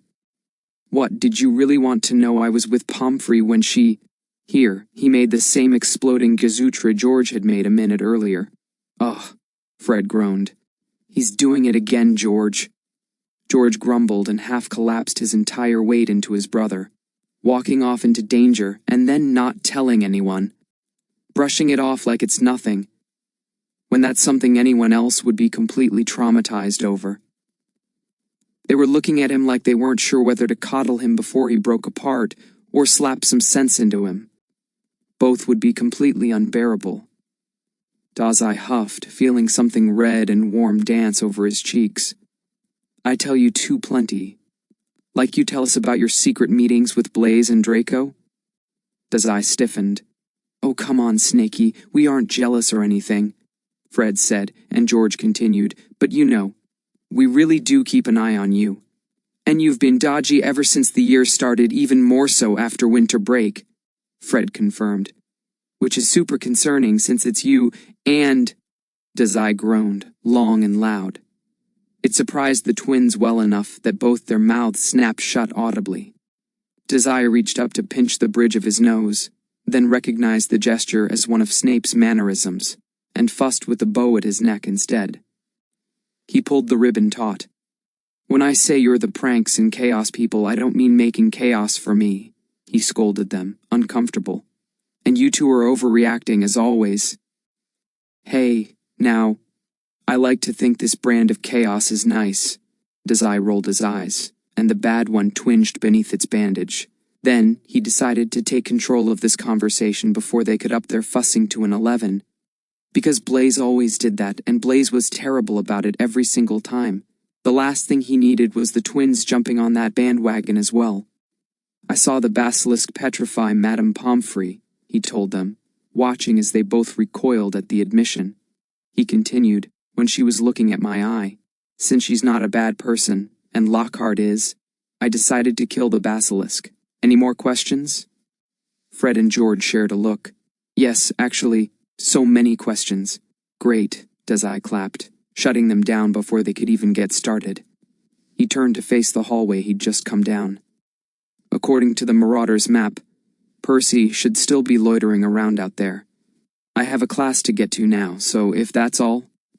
It's not. Yeah, I mean, why did you stay behind the infirmary well after Madame Pomfrey was petrified? Dazai stepped past them. He had to duck one of Fred's wild hand movements. If one of you tries to hug me, I'll scream. I was investigating, he said, meaning, I was cleaning up my own blood. Or, why didn't go Professor Snape with what you saw? He loves you. We're having a fight, Dazai said, walking faster. And how come you running away right now? Dazai swung open the door and hopped out onto the other side. Percy, he greeted overenthusiastically. Long time no see. Let's catch up. Percy startled horribly. He staggered back several feet, one hand reaching for his wand, and the other clutching at his chest. Just a second prior, he'd been standing deflatedly in the middle of an empty hallway, looking around and seeming adrift. Now, he looked about ready to pop. Mr. Dazai, he breathed. You're looking for me. Sure, Dazai chirped back. He skipped over to the older Weasley, earning him a bewildered stare all the while. It was only after he waved a hand in greeting that Percy finally looked up and caught sight of Fred and George standing beside a door in the wall that certainly was not there a second earlier. Percy's brows pitched. Perk, they greeted, looking just as stupefied as he did. What you doing out here?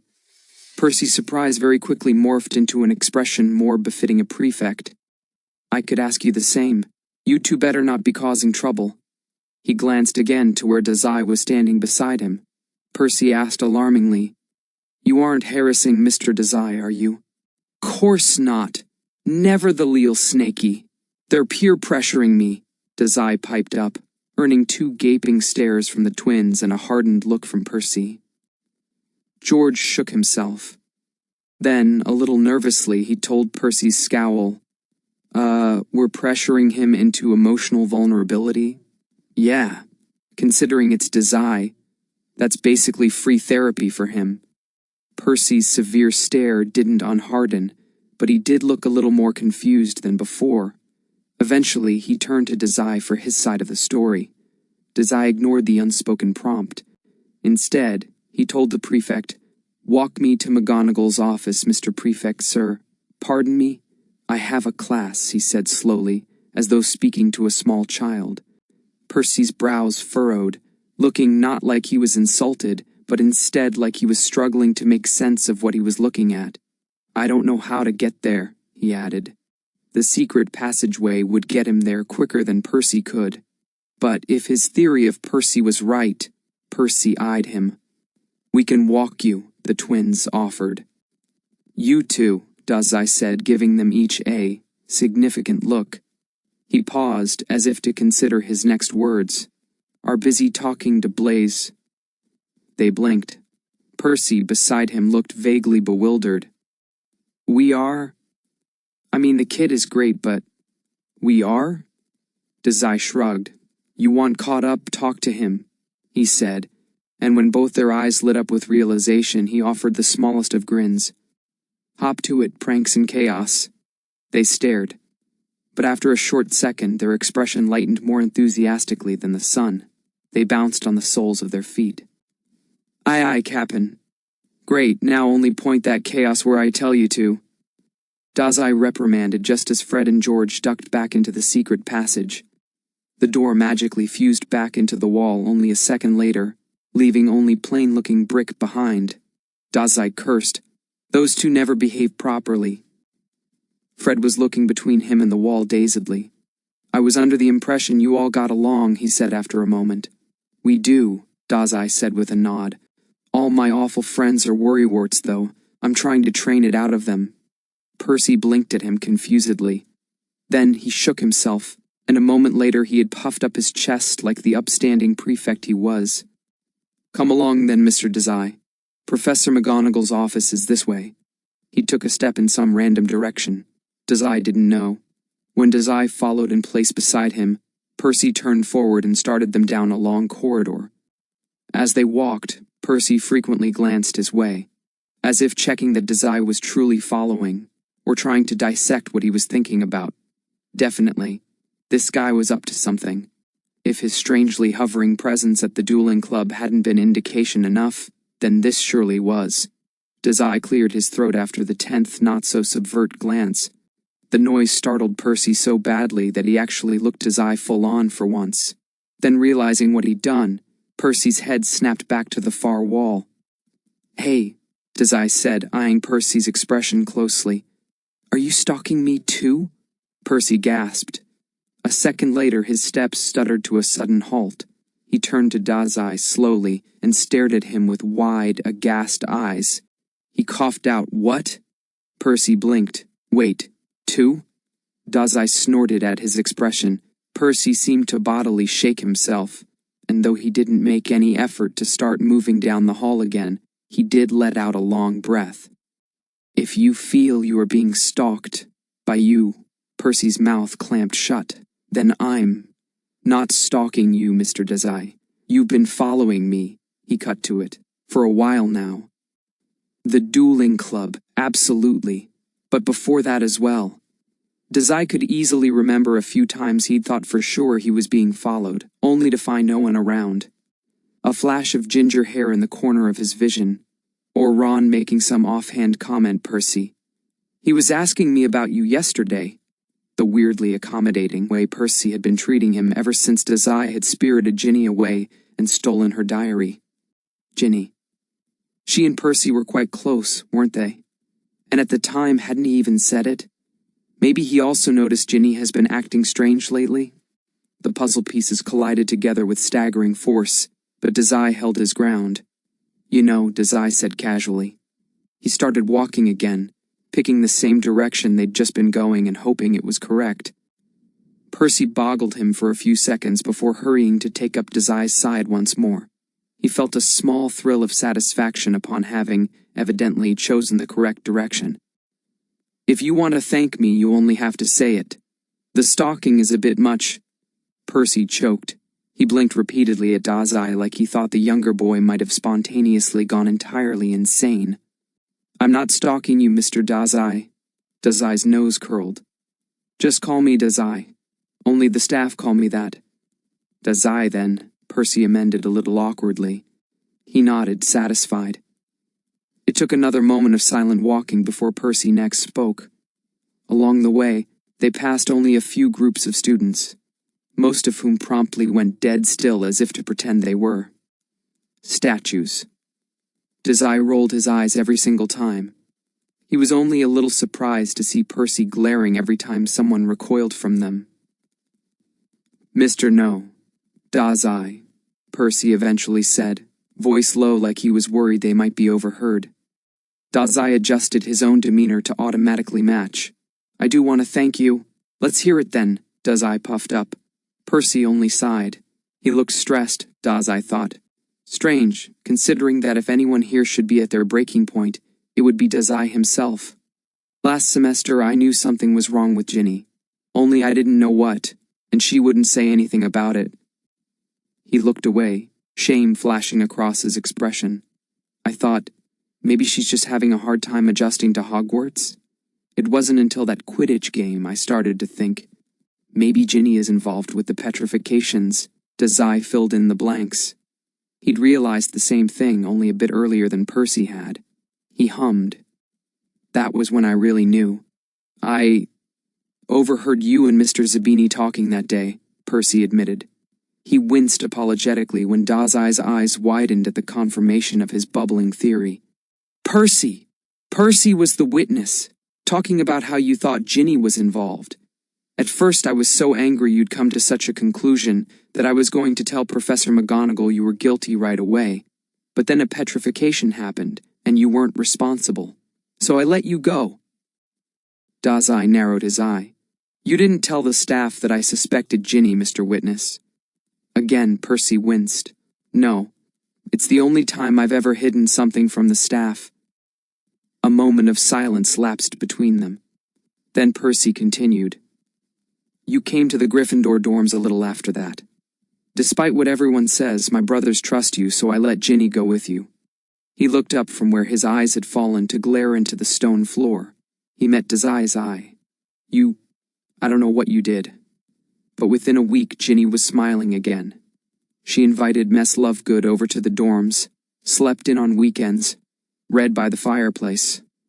Percy smiled fondly, his eyes gleaming the light of soft memories.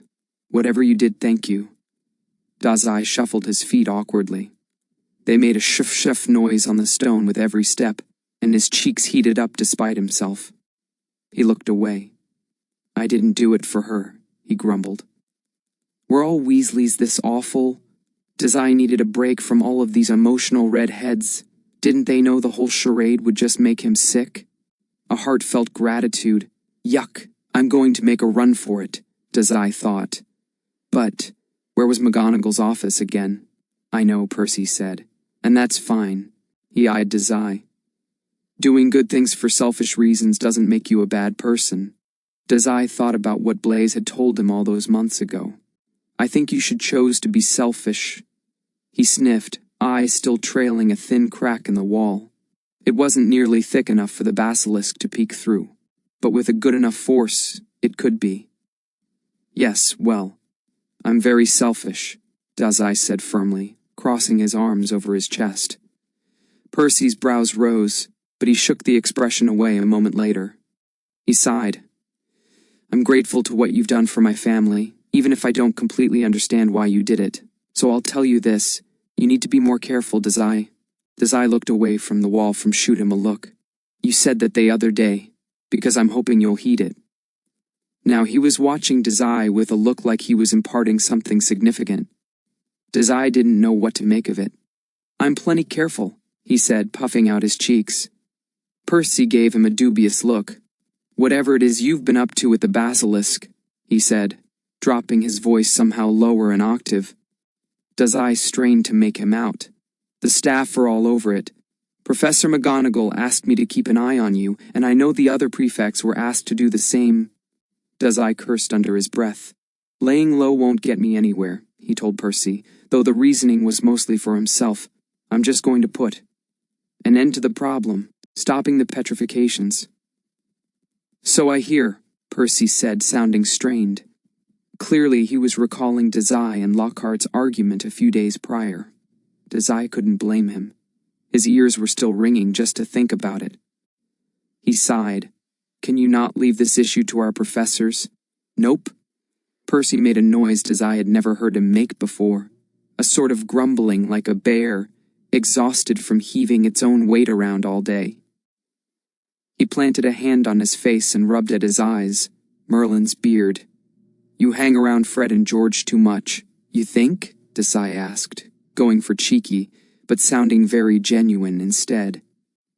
Around them, the halls turned from unfamiliar to unfamiliar again.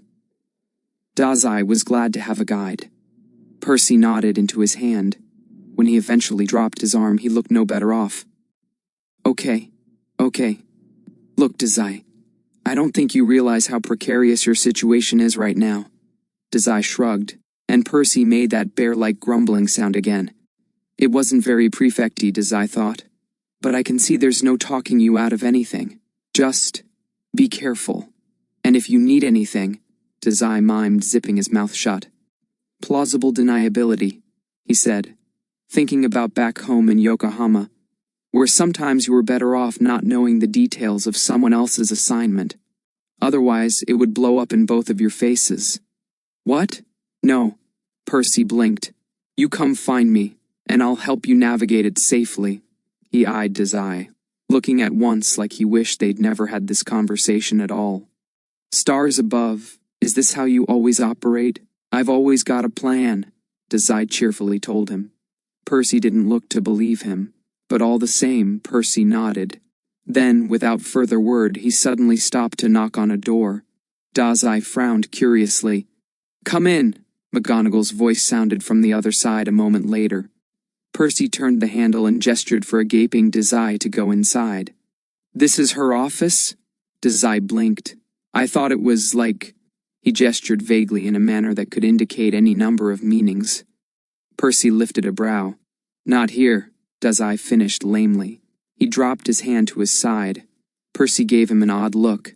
Do you really struggle with navigation this much? I thought the twins were joking. Dazai pouted, and Percy only continued to stare at him. Eventually, Dazai decided to grin cheerily at him before promptly slamming the door in his face. He heard a shocked grunt a second later, but Dazai paid it no heed. He whirled around. McGonagall was standing beside her desk. She looked as though she was just about to get up to greet them at the door, before Dazai had slammed Percy out. She had one hand braced on the desk and the other in the air. Now she watched him, a little bewildered. A moment later, though, her eyes narrowed in thought. It had Dazai immediately on edge. She knows about Port Mafia, he reminded himself silently. He prepared himself for an interrogation. But after several seconds of silent staring, McGonagall did no such thing. She sat back down and gestured for Dazai to do the same. Just like in his lessons with Snape, there was a single chair set up opposite the professor's desk. Dazai settled in it. His coat puffed up around his waist. He put his book bag on the floor beside him, all the while not taking his eye off of McGonagall. He looked around. McGonagall's office was a touch neater than Snape's. There were still plenty of books and papers spread throughout the room, but not so haphazardly. Diagrams indicating various transfiguration matrices were posted on the walls, or folded up and sitting in a bookshelf. Curiously, Dazai noticed several clumps of black fur in the corners of the room, as though some furry animal frequently took up residence here. Dazai racked his brains to recall if McGonagall had a pet, but came up short. Regardless, it tickled his nose uncomfortably. Besides that, a single steaming cup of what smelled like coffee was on the desk. Dazai eyed it with some displeasure. Wasn't he going to get a cup, too? Snape always made him tea. Transfiguration, McGonagall said suddenly, drawing Dazai's wandering gaze back to her. She was frowning at him sternly, apparently disapproving of his snooping. The transformation of one matter into another. You should remember this from class. He blinked. So she wasn't going to mention Port Mafia? Dazai rolled his shoulders and hid a satisfied smirk behind something more teasing. She had accepted his deal after all. The basilisk for her silence. Thank goodness. Dazai didn't want to have to mastermind another petrification so soon. What a hassle that had been. McGonagall's stare drilled into him. Right. I've read a few books, Dazai said. She lifted a brow, clearly not missing the way he'd not really answered her prompt. And Hermione lectured at me for a few hours about the wand work. McGonagall nodded. She didn't look satisfied, but she didn't look unsatisfied either. One-on-one like this, she was actually kind of difficult to read. Then, with one hand, she withdrew a match from a small box on her desk. Dazai groaned audibly when she set it in the blank space between them. McGonagall eyed him sharply. Match to needle, she began, and Dazai whined again. One of the simplest transfigurations, due to the object's already similar qualities. You've seen this cast before many times. Cast it yourself now.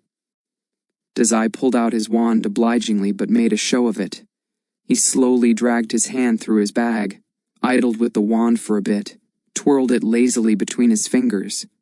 And by the time he actually got around to looking at the match again, nearly a minute had passed of him grumpily getting to it. All the while McGonagall said nothing. She only waited with seemingly endless patience for him to wield the wand properly. Dazai aimed his wand at the match. The tiny splinters popping out of it seemed to mock him. "This is useless, you know," Dazai told her. "This spell is the bane of my existence. Try it," she told him, nonplussed. "I will be able to see what you are doing wrong, and guide you appropriately." "Snape said I did it just fine. Professor Snape is not an expert in transfiguration," she countered. Dazai snorted, recalling his final lesson with Snape. "Don't tell him that—" Rather than respond, McGonagall tapped the desk twice. Just beside her finger, the match sat and did nothing. Dazai glared at it. Match to Needle was quickly becoming his least favorite spell, sitting right beside Verdimillious for how useless it was, and Modus Subtilis for the 100-something times Snape had made him cast it before moving their lessons forward. Might as well get this over with. Dazai gave his wand a proper wave, and channeled all his focus into how transfiguration spells always felt for him. Predictably, nothing happened. He looked back to McGonagall to ask her what he was doing wrong, only to find her watching him strangely. "What?" he asked, drawing his wand back defensively. She said nothing for a long moment. Her expression kept narrowing, then searching over his wand, the match. Whatever McGonagall was thinking, she was obviously deeply considering it. For a split second, Dazai's mind traitorously suggested that she was finally going to snap and say something about Port Mafia, but she didn't. McGonagall hummed. Once more, now it was Dazai's turn to make a face. He tried again anyway, once more shaping the magic and watching it do exactly nothing. The match didn't even shift its position. Dazai thought he might hate matches actually. "Interesting," was all she said. Dazai set his wand down, the useless thing. McGonagall continued unbothered, her eyes only flicking over to clock the movement, before turning again to watch Dazai. By all accounts, the cast itself was perfect. She tilted her head. "What were you thinking about?" Dazai glowered. "I already did this part with Snape. I'm focused on the right thing. You are a student, you do not know what the right thing is," she sternly reminded him. Dazai shrugged. "You studied your matrices?" she asked. When Dazai nodded, McGonagall picked up the match. She twirled it between her fingers. After a few moments of silent consideration had passed, McGonagall said, "Severus told me you had improved considerably with your magic." Dazai bristled. "It's just transfiguration that's not working," she hummed. It was strange. McGonagall had an uncompromising demeanor, but she never seemed harsh.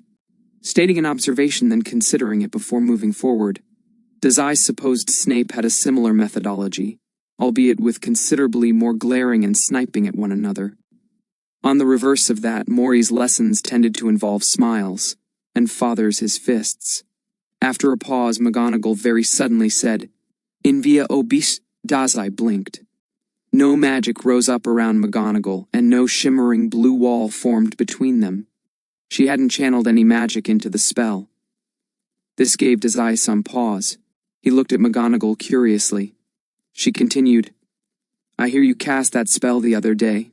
He nodded, stupefied as to where this was going. "But that's a charm, not a transfiguration." "True," she said. "It is also not a spell taught to students. Why did Severus teach it to you?"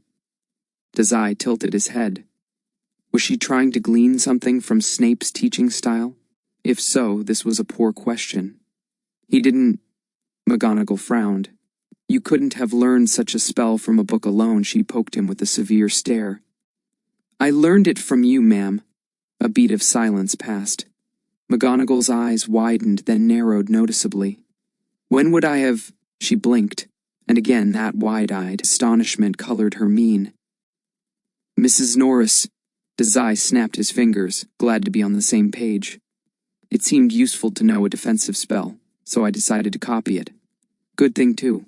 I think Pansy was planning to burn this whole place down. You practiced a high-level spell without a mentor based on only one example? She asked, this time stern in a way that told Dazai he'd probably broken some unspoken rule of wizardry. Don't steal other people's spells. Noted. I didn't practice, Dazai told her. It was just the only defensive spell I could think of. Again, a moment of silence. McGonagall's mouth dropped open. By this point, McGonagall's shock had turned to scolding, had turned back to shock, into outright awe. She almost looked impressed, Dazai thought. You mean to say that was the first time you cast in via obese? Perfectly? In the heat of a duel? Dazai shifted in his seat.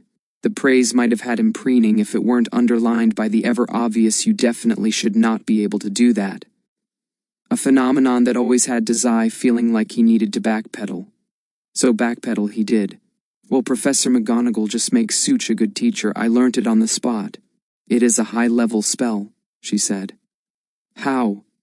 Dazai didn't let his emotions show on his face, but he was a little peeved to find out that McGonagall couldn't be distracted in the same way Snape could. A drawling voice and a few irritating words was usually enough for the potions master, and if not, Dazai could always just start bold-face lying with him. McGonagall, however, had a severe look about her like she couldn't be shaken off. Even her posture was exact. Are you sure it's high level? Dazai asked cheekily. It seemed pretty simple to me. McGonagall frowned. Something like reconsideration flashed over her expression, though she said nothing of it. She tapped the match against the desk. It made the barest of sounds. Then, she waved her hand in an alluring gesture over it. Dazai felt the magic in the slight undulation of her fingers. A wave rolling to shore, then back out to sea. Before his eye, the match elongated, thinned, and turned to shiny silver. One end sharp to a point, and the red head bulged out to form the needle's eye. Dazai leaned forward to watch.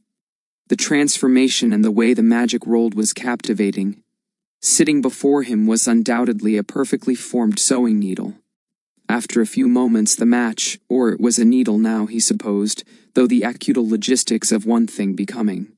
Another entirely was a little difficult to wrap his head around, remained further unchanged. Dazai looked up to find McGonagall was watching him curiously. He cleared his throat and fell back into his chair. It was wooden, and looking a little worse for wear, so it creaked at his weight. You didn't use a wand, he thought aloud. She agreed with a stiff nod. As an expert, and a teacher of this particular spell for many years now, I no longer need one for minor transfigurations. You always use one in class, Dazai said. Students will be using wands. Therefore, a wanded example is best, Dazai hummed. That made sense. Although, but not for me. She inclined her head, eyes briefly flicking to a complicated-looking poster about transfiguration theory before shifting back to Dazai. Then, she sighed. Severus was right. You are a curious one, Mr. Dazai, at Dazai's asking, and honestly a little offended. Look, McGonagall continued, you seem to be capable of great things, and yet simple spells trip you up. Why is that? No longer human buzzed idly in his brain. No clue, Dazai lied. Neither have I any, McGonagall said with a scrutinizing look Dazai's way. He smiled, the picture of innocence, and she huffed out what could have been a laugh or a sigh. But then she looked away. And we won't know, until... McGonagall trailed off, but Dazai caught her meaning well enough. Until Pomfrey is cured. Dazai couldn't tell her that Pomfrey would never be cured. Not if he had his way. He only smiled thinly. She shook herself. Regardless, an unusual student requires unusual methods. Let us try this. We will break the transfiguration process down into individual steps. From there, we will conclude exactly where the issue lies and proceed accordingly. Dazai nodded. That sounded reasonable. McGonagall pulled a new match out from the box. Dazai made a noise like he'd been stabbed. She shot him a quelling look, and Dazai whined, Can't we at least do something else? Like button to beetle. Hermione told me about that one. It's beetle to button. And I should hope you learned about that spell during class, Mr. Dazai. Oh. Sure, that too. The transfiguration of living beings is infinitely more complex, she indicated to the match and needle both. Charms may come easy to you, but for this subject we will stick to the basics. Hermione said beetle to button is a beginner spell. Miss Granger is passing her class. You are not. Worth a shot, Dazai grumbled. He glared at the match like it was his sworn enemy. Then, he imagined his actual sworn enemy's gleaming face in the eye of the needle, and hated that one more. Lockhart was the worst. McGonagall tapped the table again, this time with more force, as if to say, pay attention. We will start with something simple, she said. Elongate the matchstick. Dazai looked between the match and McGonagall's transfigured needle. Sure enough, the needle was a bit longer. He raised his wand and gestured it at the correct angle.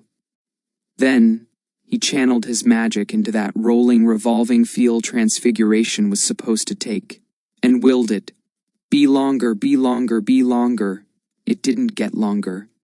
The stupid match was just as stupid and small as any other match, except for McGonagall's match, which was currently a needle. At his blank look, McGonagall merely said, "Make it sharper." Dazai ground his teeth and did just that. Or he tried to do just that. Turn it silver. Dazai did not. Form the eye. Dazai set his wand down and leaned back into his seat. He folded his arms over his chest. Across the desk, McGonagall lifted a single brow. The match was completely unchanged. This is useless, Dazai said. McGonagall's expression sharpened into disapproval. Giving up after the first attempt is not conducive to growth. I had thought by this point you would understand this, Mr. Dazai. Dazai squirmed.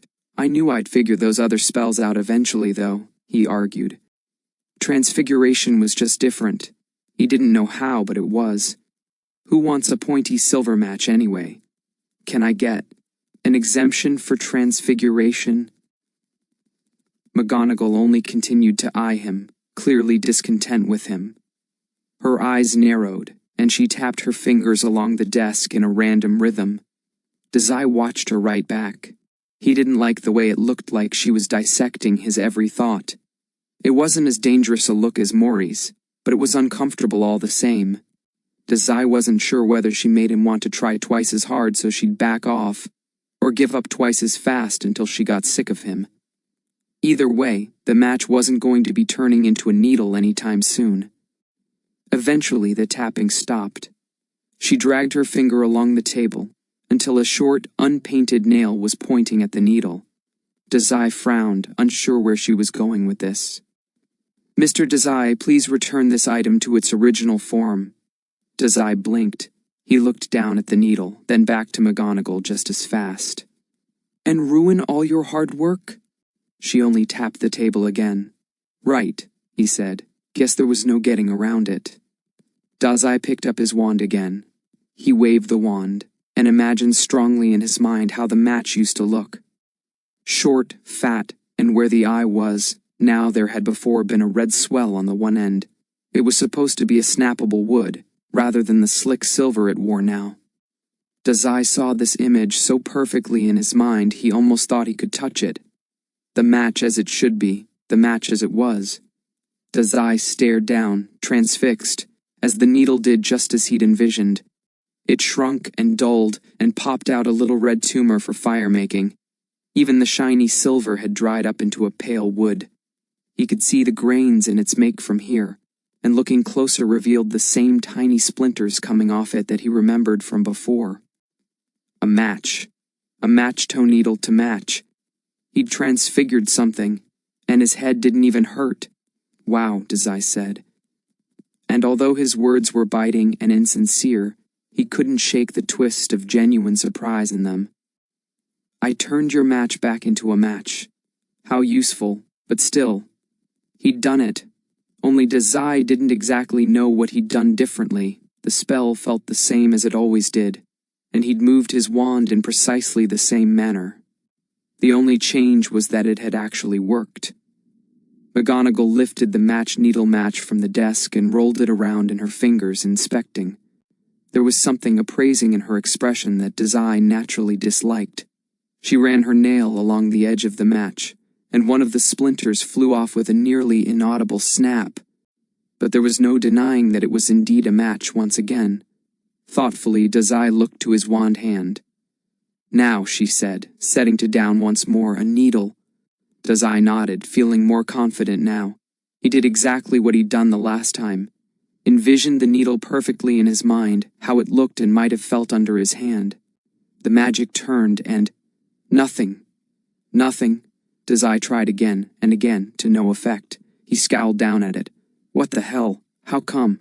"I suspect," McGonagall said suddenly, drawing Dazai's smoldering attention back to her, "that I know the root of your dilemma." Dazai grumbled down at his wand. "What is it?"